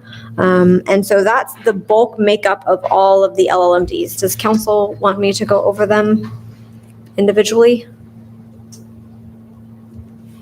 Okay, so the PFMDs are slightly different. It's the same concept, only the PFMDs do not have any personnel services because that's done by a contracted vendor. So those fees are rolled up into the 4310 accounts, which is your professional services. Additionally, the PFMD zones have a much higher levy assessed to them, so there's a lot more money to work with. None of the PFMD zones are operating in a deficit. And so those zones, in addition to just doing lighting and landscape, they also collect a levy for road maintenance and repair. So if there's road repair that needs to be done within that PFMD, then those funds can be used. The reason why they carry such a large fund balance is because you're not doing road repairs annually. So typically you'll do like a slurry seal once every few years, and so you'll see the fund balance decrease substantially in a single year and then build up over time. And that is how PFMDs operate. Again, the LLMDs and the PFMDs are being assessed right now by the engineer who does it annually. When we bring it to you, we have to have it submitted to the county so that they can start putting it on the tax roll for next year. That's going to come back to you all in July in 2 meetings. So if the levies are changed, if the assessment is changed, then these budgets will be revised and brought back to you for approval at that time. The other thing that's important to mention is that once this budget is adopted by council, any amendments to budgets, so moving of monies from one fund to another or one department or another, requires council approval. We get audited on that process. I can tell you the city has not always been good at doing that. I think when I started here in 2015, I never saw a budget amendment come to council. We do them regularly now. And so when we are audited, they track to see what council direction has been given for the movement of those funds, and that's how that process takes place. We can move money within departments, within services and supplies. So for instance, in council, if you all decided that you didn't want to go to training next year and that $6,000 was sitting there, but you were running over in, let's say, utilities, internally up to a certain threshold, the city manager can authorize that transfer of funds within the same budget, within the same fund and within the same budget unit in order to make funds whole. Because it's not actually changing the overall expenditures, it's just moving it to a different account. But you're not saying you can move money from one PFMD zone to another. No. I'm Yeah, speaking, first off, that's illegal. We would never do that. I'm saying for all the other funds, for the city controlled funds. And We our can't- PFMDs and our LMDs, are they currently in-house or are we sourcing out? So LLMDs we do with in-house staff and PFMDs we outsource to a contractor, which is why there's no personnel services on the PFMDs. So what if there's more demand for services than there is funds to pay for? That happens a lot in the LLMDs, and that's why the city has tried to go out and increase the assessments in certain LLMD zones specifically to give the public the service they expect and deserve rightfully, but those have all failed. And so without there being an official vote by the people in that zone to approve the increase in the levy, we can't do anything about that. The PFMDs and the newer LLMDs were all adopted with annual inflators, so they were approved at the time that way. The old LLMDs do not have that. So once they reached the threshold, there is no annual inflator. So some of those fees have been the same for a decade or longer, and the cost of service just keeps going up. So if gutters and sidewalks need to be repaired and there's nothing in their budget to cover it, then the city takes it out of the general fund to do it? Which we had been doing, street but tax. we're not actually supposed to be doing that. And that's how you ended up with the deficit, because historically that's what happened. So the general fund would have covered it, and that's why they're running at operational deficits. So now you'll notice the budget, the revenues coming in match the expenditures going out. And sometimes that means in some zones, they might only get 2 hours of service a week because that's all the zone can afford. So as much as those people can get done in 2 hours, that's what gets done.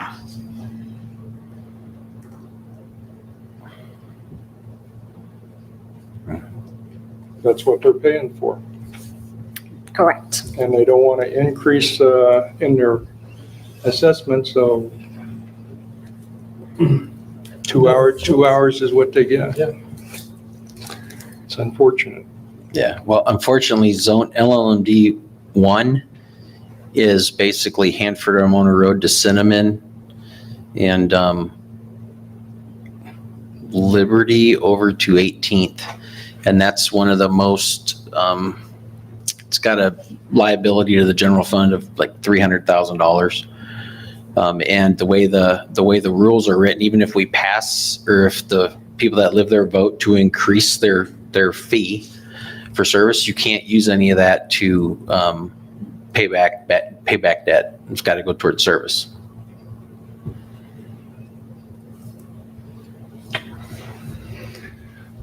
So At some point, though, the gutters are going to need to be fixed, and, if they can't afford it in their LLMD, then it's going to have to be borne by the city. Yeah, so the city will pay for the public works improvements on the curb and gutter. I don't believe the LMD assessments cover that. And the PFMDs, they cover street repair and sidewalks and stuff. The unfortunate thing though is in a lot of these zones, the curb and gutter's bad because of the trees that were planted there 20 years ago, and they've literally destroyed it. So you could argue that we wouldn't have to repair it unless it wasn't for that tree, which you could put it back on the LMD, but there's no funding for that. When we did Fox Street on the east side, that was $300,000 that came right out of the general fund. And although there was people upset about the trees going away for the shade, I had as many people or more people saying, when are you going to do the other side? And I was like, well, I don't have the money to do the other side, so sorry. Well, when the contractor was forced to put in the sidewalks and the trees and the gutters and everything, he didn't want to come back and put trees in that died. So he doubled the amount of trees he put in. Unfortunately, the cheapest trees were pine trees that loved to lift sidewalks, and the darn things lived. So consequently, instead of having one tree every 60 feet, you got 2 trees every 60 feet. And I know we still need to open this up to public comment, but just to recap what I've heard from council this afternoon is that we want to itemize 4310 accounts across the board, so show what those professional services are in the actual budget that gets posted. Rename the 4195 account to take out the word cafeteria because people think that means we're giving food. And then 4245, 4310, which is the golf course professional services contracts. Nathan said there's a duplicate, so we're going to remove that duplicate. Have I missed anything? Sounds okay. correct. Okay. Just before we go to public comment, I wanted to clarify. Thank you. So that concludes the budget presentation, so I'll let you take it from here. That's it, huh? Public comment. Any questions? No, I have none. I've made all my questions along the way. I can open it for public comment if we have no questions. You can. And Mayor Pro Tem, the city clerk has some comments that were submitted as well that Why don't we she listen can read. to those first? Okay, we're open for public comment. Good afternoon. So I received 2 public comments for the budget item. So the first one is from Connie Walashin, 523 C Street, and it reads, I am writing this to say how disappointed that I am in the timing of this special meeting. 24 hours is not enough time for me to thoroughly read an 160-page budget document. Did any or all of you read it? What is the rush and what is hidden in these pages? I can't make the meeting because I have just started to get customers again and I scheduled 4 pickups this afternoon. If you are not comfortable with approving this budget, postpone it to some evening. That's the first one. The second one is from Stacy Jones, and it reads, to whom it may concern. My name is Stacy Jones and I have been a resident in Lemoore for over 30 years. I was brought here by the Navy but stayed as I love this town. The small community feel that we have always had. But right now I am frustrated. I am frustrated by the lack of transparency and communication we have had within our city. Per the assistant city manager at the last meeting, we are on the verge of bankruptcy. You had to let go people from the rec department and other departments to save money. And we only have one person on the proposed budget for 2020-2021 for the rec department. Yet we are building a $607,000 dispatch center. How? Did we get a grant for that? How are we going to pay for the jobs within that new building? Why are we spending $107,000 in the budget for financial consulting? Do we not have a finance director or department? Don't we do this in-house? Per page 40 of the budget, it appears we do not have this department. This money would have at least saved someone's job for another year, or at least paid for a police officer or more salaries for the year. Every year in July, the budget is due. Money in means money out. But that's where the bigger issues lie.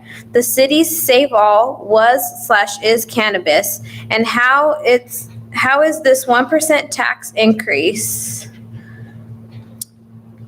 So if it's proposed to be public safety, is it just for the police department, as it all alludes to be? No. If the wording is not precise, it cannot be listed as public safety used for the dispatch center and even the general fund. If we are wanting this tax for our police, as some truly do, say it as such. Do not generalize it so it can also be spent where you see fit. Put it on the ballot with such clear wording that the voters can decide yes or no where the money goes. Again, I say the word transparency. Giving us 24 hours to review the proposed budget of 150 pages is not transparency. Having a meeting at 2:00 when others can't make a meeting is not transparency. With reviewing the budget and the listing of job positions, it appears that only one person is in the proposed budget for the recreation department. Does this mean the recreation department will not be opening? What does this mean for the children of Lemoore? By not filling the other positions, what is going to happen to the rec department? The recreation center is the hub of this community. It offers activities for our children and our seniors. What will the rec department be able to offer the children of Lemoore and other areas? We are known for our small town feel, but with the prices of houses more expensive, no new businesses, and now proposed cuts to our rec department, what is there to lure anyone to want to live here? I grew up with the slogan, "There is more in Lemoore, but where is more?" Respectfully, Stacy Jones. Thank you. Anyone else? Hey guys, Amy Ward.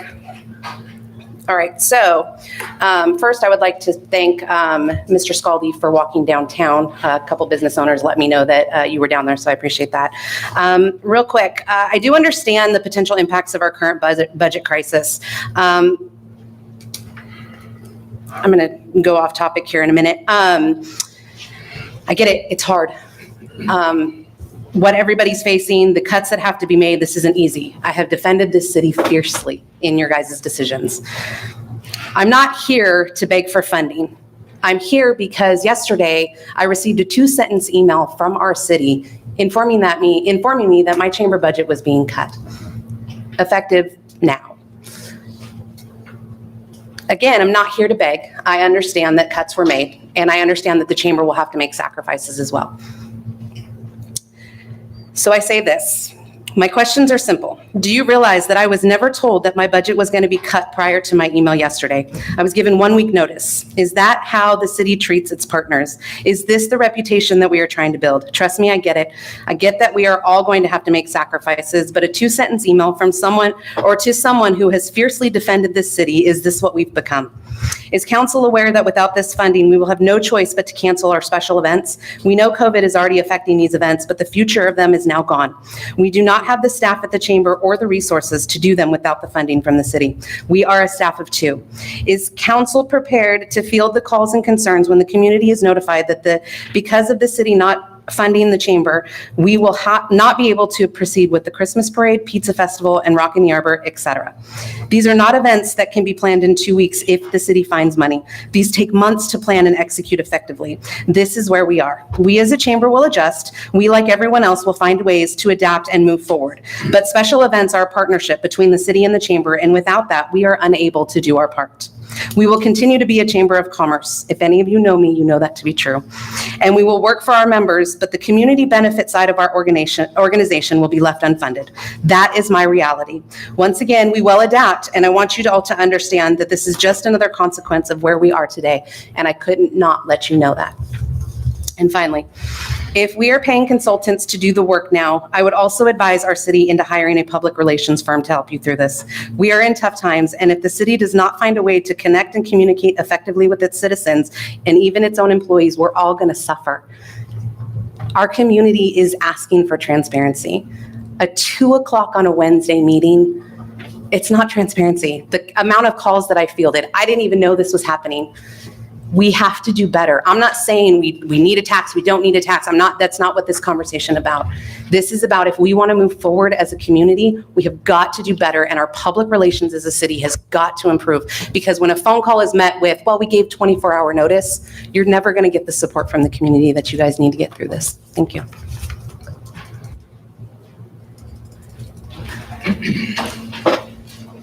I was really hoping we didn't have limits today, guys.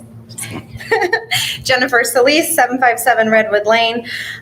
Great information from today. Thank you so much. Even great information from last meeting about taxes. Some of the sales tax information was incomplete because you're comparing population, but you're not comparing median income. And so I know the example was like Kingsburg. Well, our citizens are only 80% in income to Kingsburg. So if we're not 80% in taxes, it really doesn't make sense to say like apples to apples. I get the perception because I walk the streets, I walk downtown, I walk my district. Words I hear are sneaky, rude, disrespectful, doesn't get it. I just don't believe that finite decisions are necessary. We don't need to say police versus sales tax. As you heard today, many departments had said, personnel is out of my hands, but then you hear other departments that say, I don't have any personnel. I realize how much you pay an employee is out of your hands, but what they do with their time and what they do with their salary can be altered greatly. And since it's one of your biggest expenses, I think it behoove you to look into that, mainly because there's wonderful examples where you do have split time, where it's like, do a functional time credit. I thought that was great. Those are kind of some of my ideas that I've thought about. No one on the staff that I know of, and so one of the questions I had, have they ever navigated this kind of financial crisis? I love to hear about grants because there's over 1,000 available to cities. So I want to make sure that even though a department is funded, are they also looking at grants? Because if it comes out of the general fund, that's more money for somewhere else.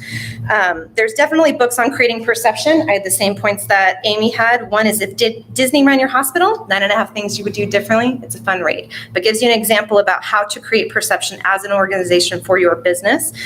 Same book on prioritizing. Make a list. What's necessary? Yes, good. These are all good things, but what comes first? And if we don't decide what comes first and tell staff what comes first, we get audits that say we don't follow generally accepted accounting principles, and that's not acceptable. But they take in payments that are unnecessary, right? I mean, that's what I'm saying. It's not bad. It's just someone's not getting in the nitty gritty, sitting in the department watching it. And I think even residents could definitely do that. So I know it's short-staffed. I know budget, but it's still no excuse to choose between safety and income. I know, like, if it was up to me, I would do a calendar for the city council and to say monthly review hot topic issues, which is right now housing at West Hills, sales tax. When we're not in budget, let go of staff. Reviewing it once a year is unacceptable. I've never worked for a business and I'm in the financial region. Reviewing it once a year, that budget, if it's reviewed monthly, you can estimate so much easier. And then also separate things that are holding and not true from cash revenue. You can't say that you have $2.3 million in cash revenue and then part of it isn't holding, part of it is engulfing that we're not going to get $1 million. We haven't gotten it in 10 years. I want to know, what is the reason to give you hope? Make decisions on facts, prioritize. And I'm here to help. I plan to meet with Nathan this week. I have tons of ideas and I have 4 more pages, but I'm out of time. Thank you. So council, a couple comments real quick, if I could. The reason we had a special meeting today was we have to adopt a budget by the end of the month. And at last council meeting, on a regular scheduled meeting, we did do a study session before the council where we did a preview of the budget. and Michelle went through the high level looking for direction from council. Council did not give any direction to make changes to that budget, so we brought it back today in a special meeting in case there are changes required of us to go back and make, that staff has time to get them, and if we don't get a vote on it today, we still need time to make the adjustments and bring this thing back for approval by the end of the month. So that's why we're here today. But the high level overview that Michelle did was pretty informative. It's available online, and we did have that in open study session regularly scheduled. And then I'd like to make a comment about Amy and I had a couple meetings that got missed or were canceled because of scheduling conflicts, that I was going to talk to her in person about the budget. I did verbally tell her a while back that we were going to reduce it to 15,000 from 40. So I'll just let you know what I sent. Good morning. This is to Amy Ward. Due to the current state of the general fund, staff is recommending the city not fund events for this fiscal year. As with recreation, we will continue to monitor the finances and bring back programming as finances allow. Please contact me with any questions. Thank you. Her reply immediately, thank you for the update. Our current contract also carries additional expectations that we maintain. Are you terminating the entire contract or just part of the funding that is for events? I replied in kind. We can term the entire agreement if you'd prefer that route, but the intent is to work together in the future. I will not hold you to the rest of the agreement as the city is not able to assist in funding. Depending how things shape up, we may be able to add back in dollars at mid-year and would consider doing so. I'd like to discuss what events the chamber may continue to hold and see about city assisting in some in-kind contribution to assist in these events. Her reply, this sounds great to me, exclamation point. I'm a planner. I just wanted to know what to expect so I can plan accordingly, exclamation point. Let me meet with my team and let you know what we are thinking. As far as the holiday stroll goes, that's a different account, so we can still do that. Well, then again, that depends on what happens with COVID. So much. I'll send over invoice for the last payment of the fiscal today. I read that because that is not what was just portrayed by Ms. Ward. So whether you thought it was enough notice or not, I apologize, but No, I'm just addressing the council. no, If you I open think it again, you have to open it for everybody. not gonna comment on it. So you basically cut out 25,000 of the 40? Well, we cut off 40. The previous budget, because when we did budgets 2 years ago, we had recommended a decrease to the chamber for the contributions, because back then we knew we were already in the beginnings of financial straits. At the time, council directed us to give them the full allotment, and we did. So we're cutting positions. We've laid off 5 full-time and a part-timer, and we're holding some positions. We froze positions in the city entirely, 8 months ago, I think it was. And then now this year, we're in the budget. If you approve it, there's no merit increases for any of the employees that get their annual 5%. So, it's money's available. We're cutting everywhere we can without impacting public safety. That's the nature of it. Thank you. The line has to be drawn someplace now. Mm-hmm. And it's up to this council. If you want to put monies back into rec and put monies back into community events, then that's up to you to do. But we're at a $2.9 million deficit. So anything we add in grows that deficit and takes us in the wrong direction. Sorry. Well, That's the fact. if we put something in, we need to take something else out. But you saw the budget presentations. I don't really know where you're gonna. Or Where you're gonna basically, get if you it put from. something in, your gap's gonna get bigger, basically. Yeah. And, we do have one of our cannabis businesses has pledged, or it's in their agreement, that they have to spend $24,000 on community events annually. Doesn't say it has to go to us. Doesn't say it goes to the chamber. It doesn't say how. It just says they have to spend $24,000 annually.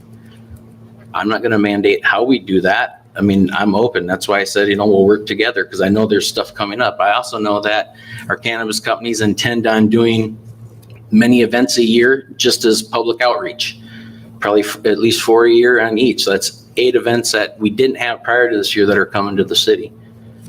That's their verbal commitment to me or what they've told me. We haven't worked out the details, but thus far they haven't lied to me. So I have no reason to believe they won't throw some activities for the downtown. But we'll wait and see. That's why I said we'll continue to have an open forum, continue to work together, and see what we can do to make things happen. And budgets can be adjusted throughout the year. And it's Jennifer, right? Yes. I completely agree with her. And, I made a commitment to you all last year and I failed because I said I would be here once a quarter to give you an update. And, we get trapped in the vicious cycle of life and mitigating crisis and we forget. But this is a huge crisis and I would actually welcome hearing, the things that you're meeting with Nathan about if that's okay with you. Because there is room for improvement. But I will tell you, this budget is lean. There is no fluff in this thing. We have cut it all out. And if you look at revenues in 2019 of over 12 million, and you look at the 10.6 we have now, that's 1.4 million of the deficit we're looking at next year. I was very conservative in my cannabis revenues because, like I talked about last week, we haven't seen any. Yeah, you have no model. I can't budget off of an unknown.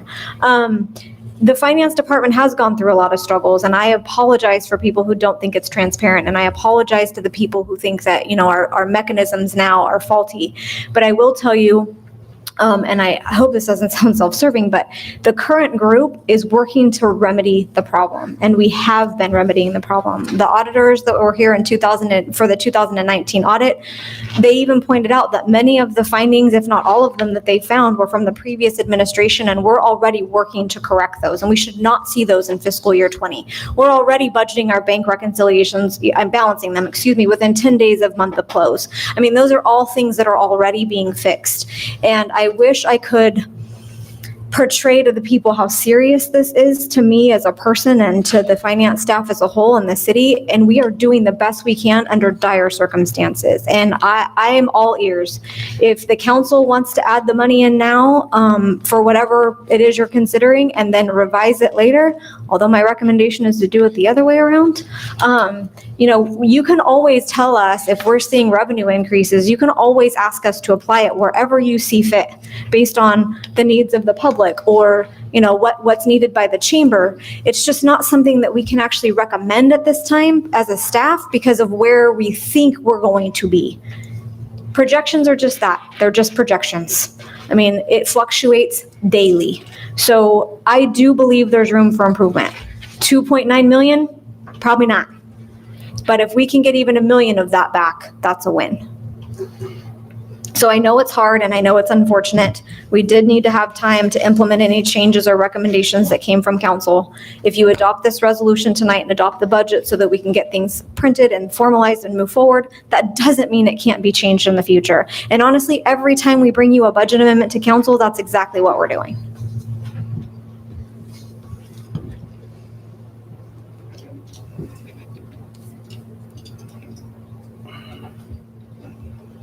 Give me a second. Okay. So yeah, I'd just like to add in the light of transparency. I mean, I agree with everybody, and I feel like this is the most transparent budget I've ever been a part of because it actually made sense to me. And yeah, that's saying like, because anyways, by like 4310, the professional contract services, by itemizing that alone, that's I don't know, that's big for me. That's because that's a bulk of our thing. And boy, I'm sorry I'm going to do this, but I want to talk to Amy Ward. The fact that I call her up here, that doesn't mean we're opening it back up to public comment, but I would like to ask Amy Ward, how much do you think it would cost to put on a Christmas parade and the holiday stroll? Well, the holiday stroll is a different account. So that one's under the DMA, and that's not affected in this at all. I'm going to be honest, right now with COVID, I get that we're a little nervous about what's going to happen this year. So I don't know what to tell you on that one for this. Okay, how much did it cost last year? So we are funded through the city for 4 annual events, give or take, plus a couple little services that we do because we do all, the marketing, we help the businesses and things like that. So our annual contract is $40,000. The way that it was originally designed was $60,000 or $58,000, give or take. So I would say for each event, we estimate about $10,000 in total expenses in staff time because it takes about 6 months to plan each of these events. So you think with $10,000, we could have the Christmas parade? Possibly. I could take it to my board for approval. Unfortunately, just like Nathan, I don't have the authority. I have to get my board members' approval. Gotcha. So if that is something that you're willing to discuss, I am open and I am here. I was unfortunately, I wasn't told that we were getting, but I'm willing to talk. You guys know that. So if you have a presentation that you would like me to present to my board, I will 1,000% take it to my board. I am 100% telling you that we will find you $10,000 at least for Christmas parade. Now, I mean, and I understand that we're talking about $10,000 when in the grand scheme of things, it's like, it feels like a drop in the bucket, but every drop matters today. And that's previous years. And I would have brought people, stand up for the chamber, get all our funding. I get it, guys. We know your style. I'm not quiet, but I understand, and I'm willing to make the sacrifices too. But if the Christmas parade is what we all agree can't go away, then yes, I will entertain the conversations, and I will do everything in my power to make it happen. If I have to write you a $5,000 check, I'll make Chris write you one also, and it will happen. So I'm not joking. I would pay for it. When you write that check, can you write one to the city of Lemoore as well? Thank you, Amy. Thank you. Okay, he was responding to, asked a question and got a response. Is there any other people that would like to make a public comment? No? Okay, I'll close the public comment. And do we have any direction for the city manager to try to come up with funding for the chamber sometime during the year when it becomes available? Either through surprise money from donations or whatever. Yeah. Donations, marijuana sales, whatever the resources are. I'm sure the city manager would entertain that idea if money became available to try to get the chamber. I don't know. You might be, but. Yeah, I like your wording. I agree with that. Okay, so maybe we can just ask them to look into it, and we'll leave the budget as it is. And if somebody would like to make a motion. Excuse me. Can you make the motion with these 3 revisions that we discussed? Yeah. Yep. Please, thank you. And the provisions are? The revisions were to line item the 4310 to get rid of cafeteria. Rename account 4195. Yeah. Okay. Sorry. And reduce the golf course professional services by 20,000 from 130 to 110. Yep. Okay. So you're making a motion to approve the budget with those 3? I would like to make a motion to approve the budget with the 3 revisions. The 4310 4195 line item, and we said to change the name of Cafeteria? the cafeteria fund and to take away 20,000 from the budget of the golf course. Got a second? Yeah, as crystal clear as possible. Second. Any discussion on the motion? No discussion on the motion. Councilmember Scully. Aye. Councilmember Lyons. Aye. And I vote aye. We have a budget for next year. And Thank you so much. And thank you for those that came with comments. I think it's time to take about a 5-minute recess, so let's go ahead and do that. We're adjourned for 5 minutes. We're at recess. Company for fiscal year 2020-2021. This goes to Assistant City Manager. Good evening again, Mayor Pro Tem and council members. So For the current year, we've had a contract with Price Page. They were our previous auditors. We hired them as a consultant to help kind of remedy some of the issues that had been happening in finance for, in some cases, a very long time. And we've brought to you an audit that was referenced earlier tonight from fiscal year 2019 that still had 4 findings, but of those, we are actually in the process of correcting all 4 and had already made great strides at the time the audit was presented to you to correct those. But the auditor is required to mention things that happened throughout the year. They can't just report on where that year ended. I know there's some concern from the public and honestly from other staff members about why we pay consultants. Well, the city pays consultants in a lot of different fashions. We have a consulting city planner, we have a consulting city engineer. The city hires consultants to provide expertise when we don't have the ability or the funding to support enough staff to do these types of tasks. So their contract for next year is for $107,000, $107,600, I believe. The budget that you just passed includes those fees. And again, finance is still coming under budget compared to fiscal year 19, even with this service. For fiscal year 20, their contract was roughly $150,000. And the reason for that is because when they helped us in fiscal year 20, we had about a year's worth of bank reconciliations that hadn't been done by the prior administration.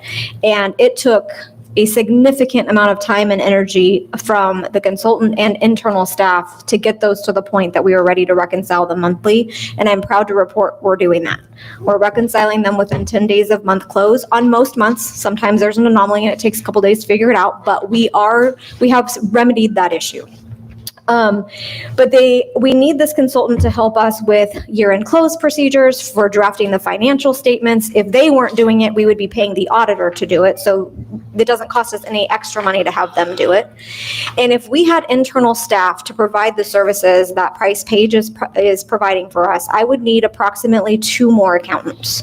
2 more accountants would cost us well over $107,000 when you add in benefits and retirement, things that we're not having to pay the consultant for. With that said, I did reach out to the consultant as well as our auditors, and I asked the question, how prevalent is this mechanism? Because there's a lot of things floating around out there that this is just unheard of. That's not factual. The consultant that we're working with now has 17 other cities that they're working with in the state of California. 8 of them are receiving services at the same level we are. The rest of them hire consultants for any magnitude of issues, either to draft financial statements or work through capital asset issues. We employ them to help us through all of that process. Now we're going from 150 in the current year to 107 next year. And as these things begin to get cleaned up, we will start transferring that responsibility onto internal staff as much as we can support with our internal staff. And so you should see those contracts diminish in value over time. Until we get to the point where we have the enough funding to actually hire in-house staff to do these things, I think in some capacity, you will probably always need a consultant to some degree. To the magnitude of $100,000, probably not. The auditor themselves had an additional 3 cities that they worked with that also had consultants that provide service at this level. So it's not an anomaly. It's not unheard of. It's a service that we're receiving from an outside consultant because it is more cost effective than hiring staff to help us do it internally. And we are doing that without spending more money than we were in fiscal year 19. Their primary function is to help us with year-end close and draft our financial statements and get us ready for the audit. And that is what they will start working on July 1 if this contract is approved. So it's already in our budget. Yes. And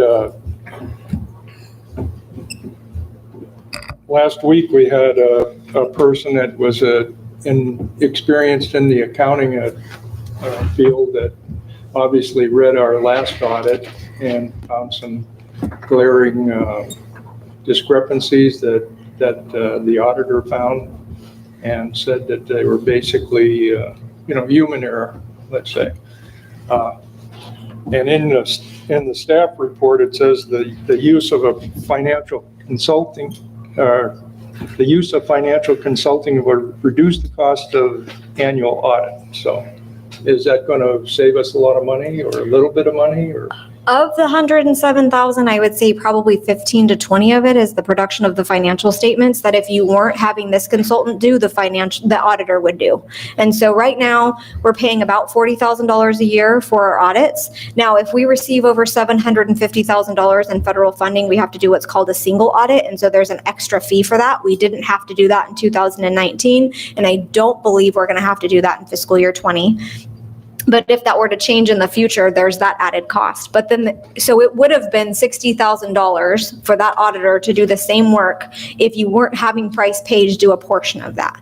The other thing to mention is that there's a thing called the Yellow Book in the auditors industry, and it's basically the GASB requirements for auditing municipalities. And they've just put out new restrictions on the level of independence between an auditor and a client. And there's always been some gray area, but they're really drawing the line between how much guidance an auditor can give a municipal agency. And so what's happened in the past, and I'm sure it happens all over the place, is that when an auditor finds something that doesn't make sense, they might call the director or call the staff and say, okay, this might not be exactly right. It's not illegal, but it's not the best practice. Well, auditors shouldn't be providing that level of guidance. And so one of the things that Price Page provides to us is the opportunity for staff to ask those types of questions without blurring the lines of independence for an audit. And I'm going to be honest, when it comes to things like the golf course, that's an invaluable resource. The company that we hired to do this was our auditor from 2013 through 2018. And they have a vast amount of knowledge on what happened years prior to when this administration got here. And so there is definitely a value add to having that outside entity help provide us that recommendation through those processes. So an auditor should be trying to find every error he can find or she can find to make us a better city, I guess. Absolutely, that's the purpose of findings. So if we have a consultant to help us become a better city, the auditor won't find anything, or at least we'll know about it and try to fix it before the audit happens, right? And it would be very easy to stand up here and place blame and say that, this administration this year made this mistake. But the real story is the rules are constantly changing. And GASB just issued 6 new parameters in the last 6 months. So it's very difficult for staff to keep up on municipal accounting requirements when that's not what they do all day long. We're worried about the daily operation of things. And so our job as staff is to take those findings and fix them. And that's exactly what we're doing. And Price Page is helping us do that. And at some point, we won't need them in the same capacity we're using them right now. But like it took a multitude of years to get to the point that created these things that need to be cleaned up, it's going to take several years to get us to the point where we're ready to kind of move on from that mechanism. We're fixing some of the errors found in the last audit already. Absolutely. Yes. And hopefully we won't have a repeat of the last one. Correct. So any comments from the council? Yeah. A little bit more accountability and like you said, it take at least 2 accountants to be hired and you're not going to get 2 accountants for $107,000 a year. The finance department is working with less staff today than it was 5 years ago. We had a lot of part-time people that were helping at the front, and it's very difficult to take on more responsibility with less people and be effective. Okay.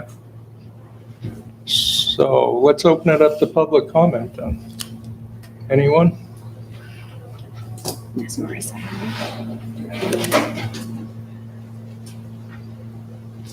I guess the rest of my points kind of apply, so I think I will continue because it's still talking about budget. Jennifer Solis again, 757 Redwood Lane. So I had ended on what I would like to see you guys do monthly, and one thing annually would be shock the numbers. And so when you're doing a budget in the financial realm, you want to look at worst case scenario and best case scenario. If we have property taxes go down or sales tax not come in or COVID-19, this should have been seen 2 years ago, because these types of things happen, and they've happened in the last 10 years.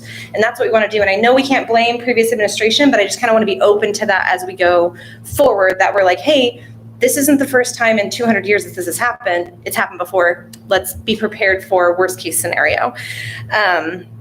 deadlines for ballot measures, things like that we want to change? Because I know budget, Could I interrupt you? Yeah, can I talk about that because we're talking about budget or no? Let me just get you back on my track. Sure. Thank you. What's your opinion on this staff report, hiring a consultant? My opinion. Because that's what you're supposed to be commenting on. Right. Whether- Sorry, because it applies to budget, but thank you for correcting me because I'm thinking, well, it all applies because it's all budget pieces.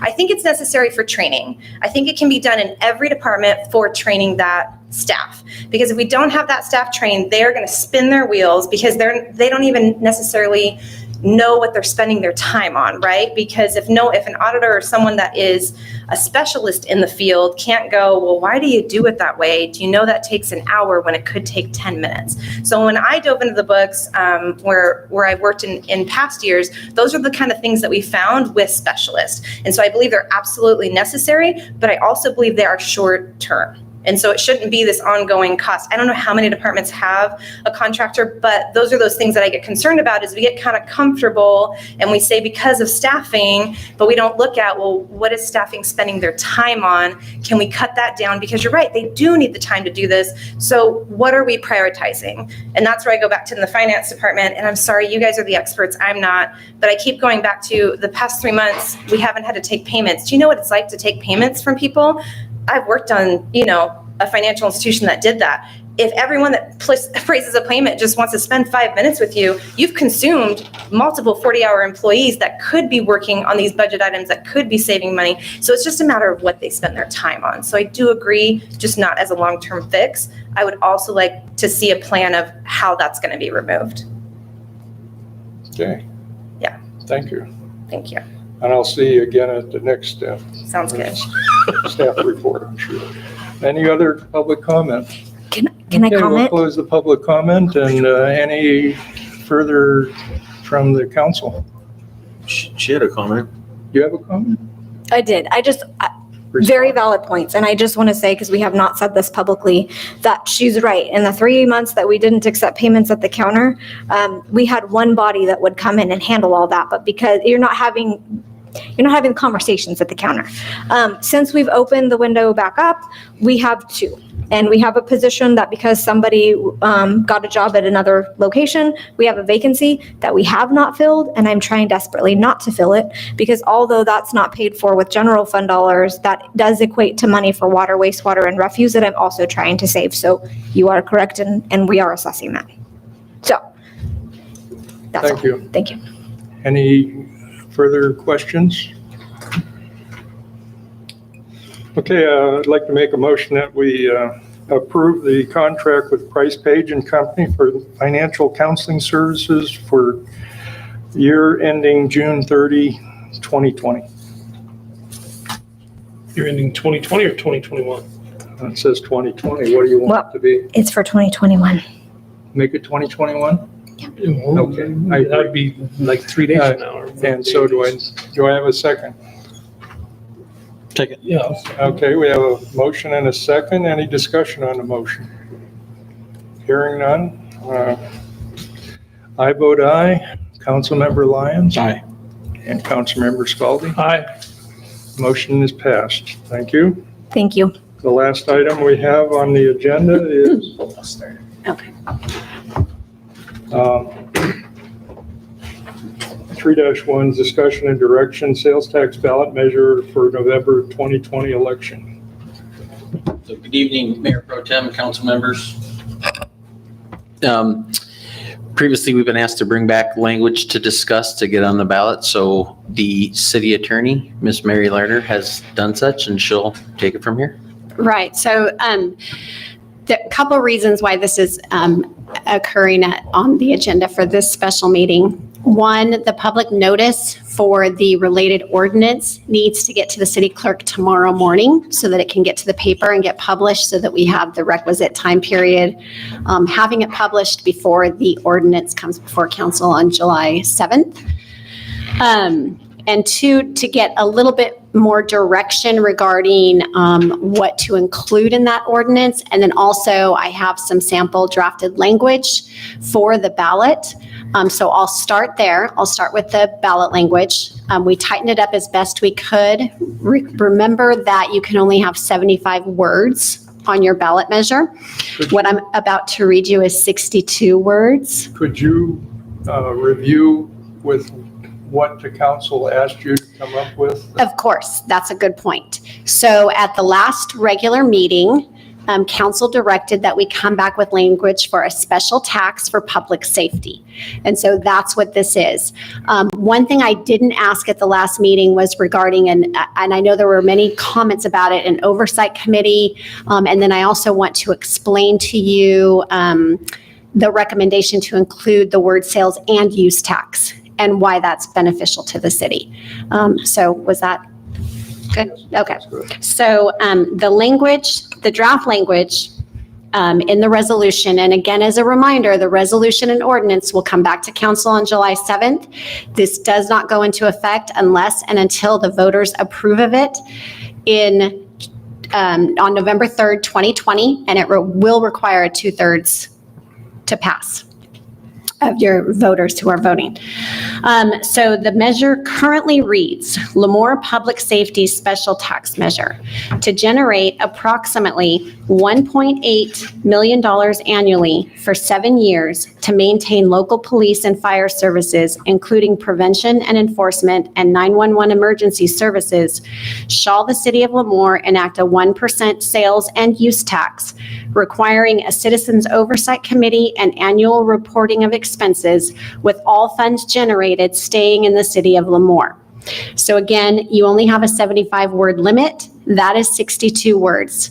And I evaluated, as I mentioned at the last meeting, several different types of emergency services, ballot language forms. And so this was we tightened it up as best we could.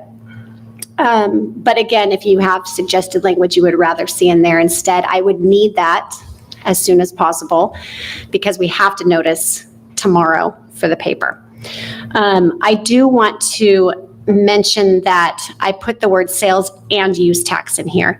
And that is so that we can treat all sales the same, whether they're in state or out of state. And so adding the word use tax, it actually requires out of state sellers of goods to pay that 1% as well. So you're capturing that 1% for everybody across the board as far as your seller of goods goes. So that's the recommendation, to include that language. You don't have to, it's generally included. Absent that language, you're going to have a difficult time capturing those sales. And then also the Oversight Review Committee. So your ordinance would specifically state that you would create an oversight committee by resolution. And when that resolution comes back, that's when council can determine, do we want it to be a 3-person oversight committee, a 5-person oversight committee, and then what their role is, how often they'll meet. They would, of course, be subject to the Brown Act. So we need to do some quick training of your oversight committee, but do you want them to review annually? Do you want them to also review at the mid-year budget review? Things of that nature. So I can give you an example. The city of Chowchilla has a Measure N committee. They meet mid-year and then they meet at the beginning of the fiscal year to evaluate how those funds are being spent for police and fire emergency services. And I think that's all I have. If you have any questions for me. Do they have the final say on the spending, or is their city council up? No, they don't have the final say on the spending. So the way the ballot language and the ordinance is set up is that it's used to maintain, right, your emergency services. So what they're making sure you're doing is not spending it on Parks and Rec, planning, that the money is actually being used for what it was designated for. So police and fire would submit a wish list or something? They could, and that's something similar other cities have done. So City of Sanger, again, City of Chowchilla, they have a wish list of, we want to hire so many people. We want to, hire they had a fire chief, but then they wanted the position right under fire chief. And Battalion chief, yeah, that's it. Sorry. So things like that. And they submitted what you called the wish list, yeah. I don't oppose an oversight committee. No, absolutely not. Without a doubt, no. Okay, and then as far as the language to include it as to be a sales and use tax so that you capture all of the funds, do I have direction to go ahead and include that? Again, you'll have the chance to vote on this when it comes back on July 7th, but I want to make sure we're not spinning our wheels and we're short on time. It sounds like what we were looking for. Yeah, I do have a question though. I mean, we're not doing this for it to not pass, correct? I mean, transparency, correct, guys? What's that? We're not doing this 1% for it to not pass, correct? No, why would we do that? Exactly. So I am curious to know, I remember last time you told us some numbers, I don't know if you still have those numbers, like what is the success rate for a special tax? Right, so when I was going over the numbers for each of the past 5 years, a majority of the general tax measures passed. On average, each election year, about a third of those were special taxes. Now, the special taxes had a lower pass rate from the data from the last 5 years. But also keep in mind that in 2008, you saw a pretty good passage rate. I think if I'm remembering right, and I don't have my notes in front of me. So, and then also you had some taxes that were just passed between March of this year and May of this year as well. And this was during a significant COVID period. Yeah. But in general, I mean, general taxes, because it requires 50+1, are considered a little bit easier to pass, but I have seen special taxes when you have the people out there, like your police department, your fire department, and your union saying, you know, we need this for the city. Yeah. So with transparency in mind, because it feels like that's what is being screamed at us lately. Transparency. Even having the meeting at 2:00 was not transparent, which, I mean, I understand where someone's coming from, but I also understand that, you know, if we would have started this thing at 7:30, we would have been here until midnight possibly. Is having a special tax versus a general tax, because we can still have a general tax and word it as for police and fire, correct? So the way you could word the general tax is for things like police, fire, all your general fund items, planning, parks and rec, you would need to include all of those in the language. I would need to know tonight, because we have to notice it tomorrow for July 7th, because you do have deadlines under the elections code. I fully understand, but Yeah. what I'm just asking you can have a general tax and that will only be used for public safety? No. No, No. Okay. no. Okay. It could be, That's it will go what- into the general fund. Because there's a lot of people coming at me from so many different angles, No. and that's what they're saying, and I'm like, I don't think so, but that's why I'm asking. It's an option, but the money goes into the general fund. Gotcha. And if you guys decide, But with hey, an we need oversight it for. committee, it could still be. No. Okay, so with a general tax, you as the council are the oversight. Okay. With a special tax, you have an independent oversight committee to make sure that the funds that you designated, emergency services, for example, are actually being used in that capacity. So let's say you did special funding for libraries. You would have an oversight committee to make sure that that money was solely spent for library purposes. Okay, things are crystal clear for me now, and hopefully everybody else. This, so I guess we're gonna go with a special one. And If that's what, over half of our budget is public safety. yeah, Over half. And this is so important to get out and get people to agree with. That's where the meat is. And when you cut to the bone, that means public safety's getting cut. So we have to get something passed. And I like your language, the way you had it, but did I hear something in there about a sunset or? So you Yeah. did, and I can read it one more time, so just for transparency, everybody knows what this is saying currently. Lemoore Public Safety Special Tax Measure to generate approximately $1.8 million annually for 7 years to maintain local police and fire services, including prevention and enforcement and 911 emergency services. Shall the city of Lemoore enact a 1% sales and use tax, requiring a citizens oversight committee and annual reporting of expenses with all funds generated staying in the city of Lemoore. I have a question about the 911 emergency services. So, there's obviously some people who are opposed to us having the new dispatch center being built. We can stay with Hanford Dispatch. And,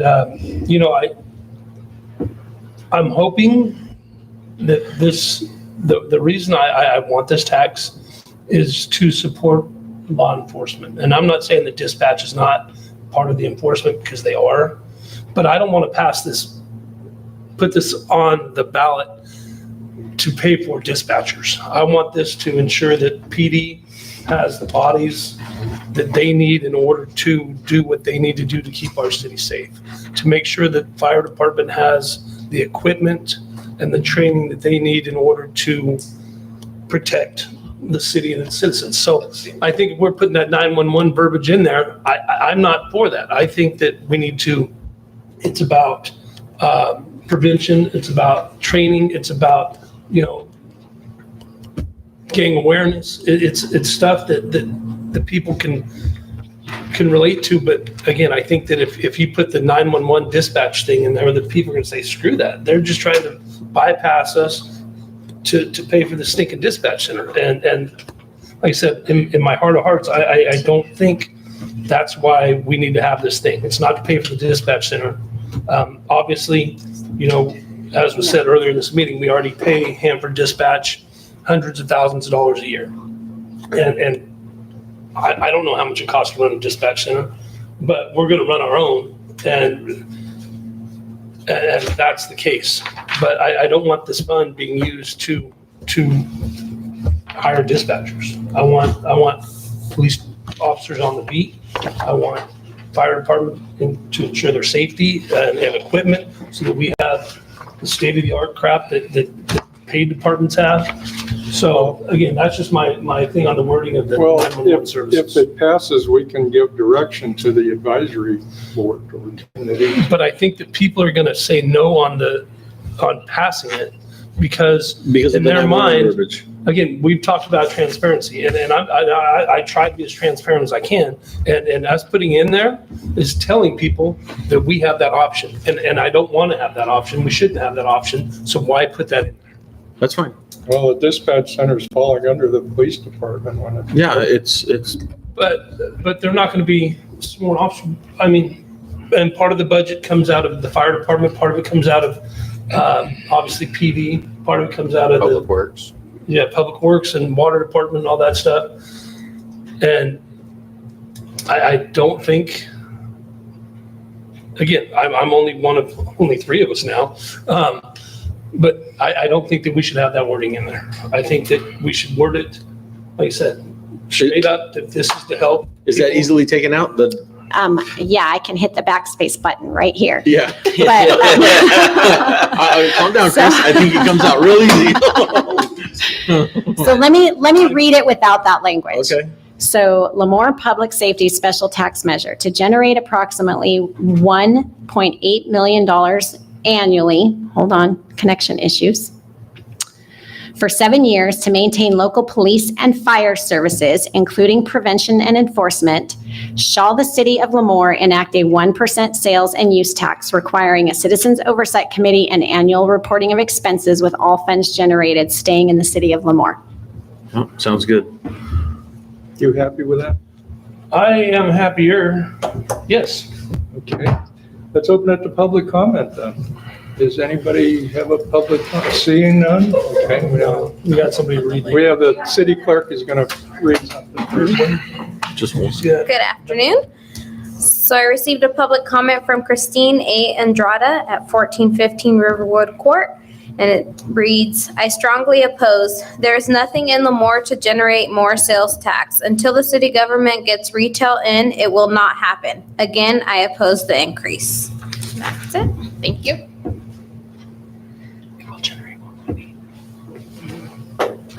Hello again. I think I have to say it every time. Sorry, still learning, getting back in. Jennifer Solis, 757 Redwood Lane. Thank you for listening to me, and thank you for being kind about it.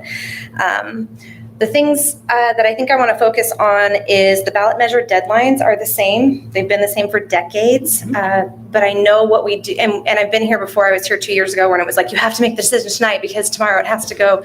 And I just want a calendar created We know when the deadlines are. I know it doesn't have to get to the county till August 7th, so that is very valuable information and why you have the city attorney, because I'm thinking, you guys have a month. Like, why are we not giving notice to 24 hours? Why are we not on social media?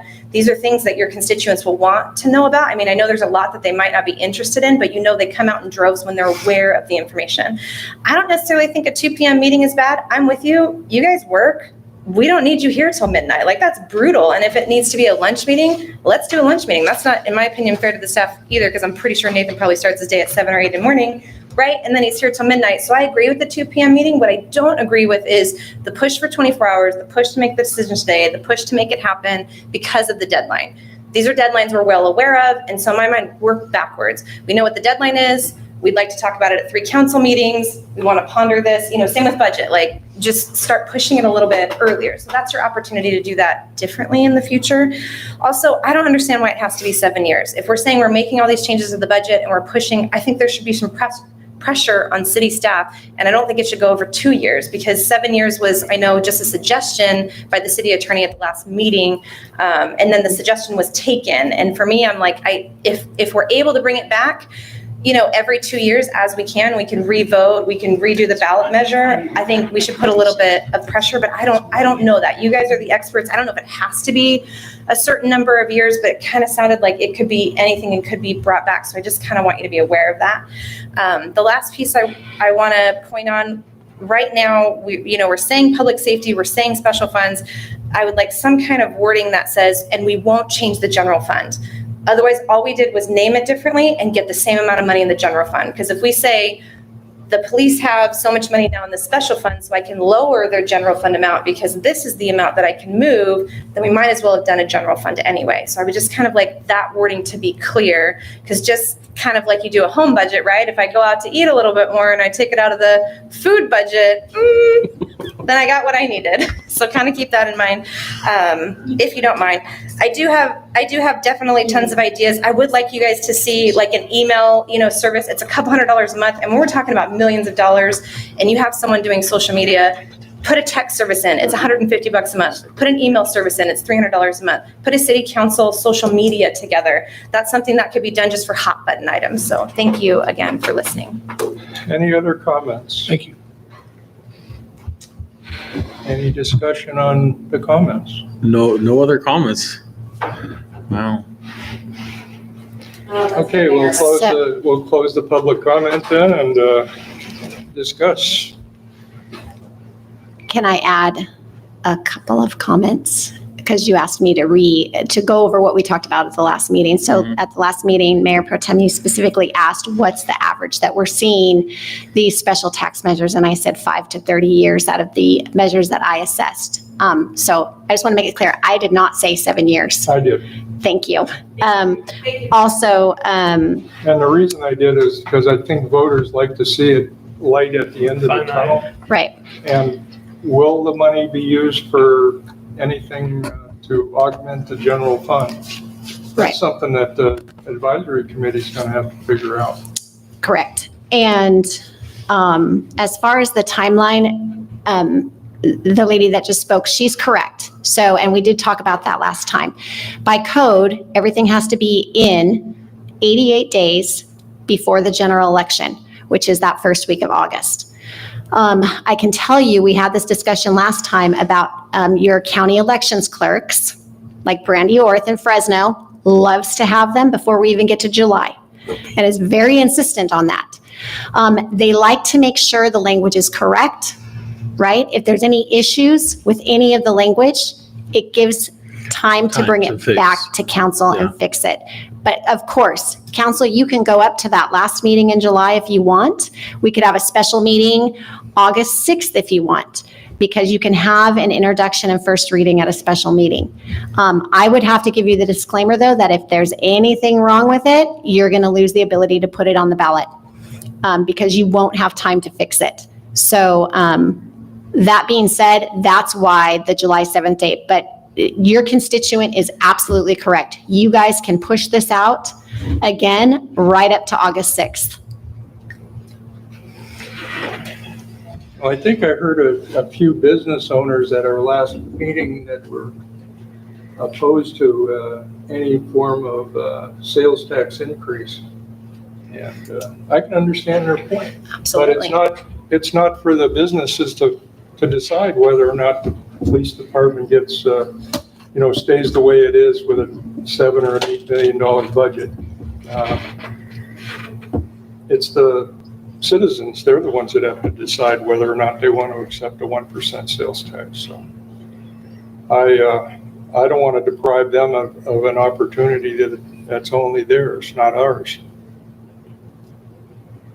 So, anybody interested in making a motion?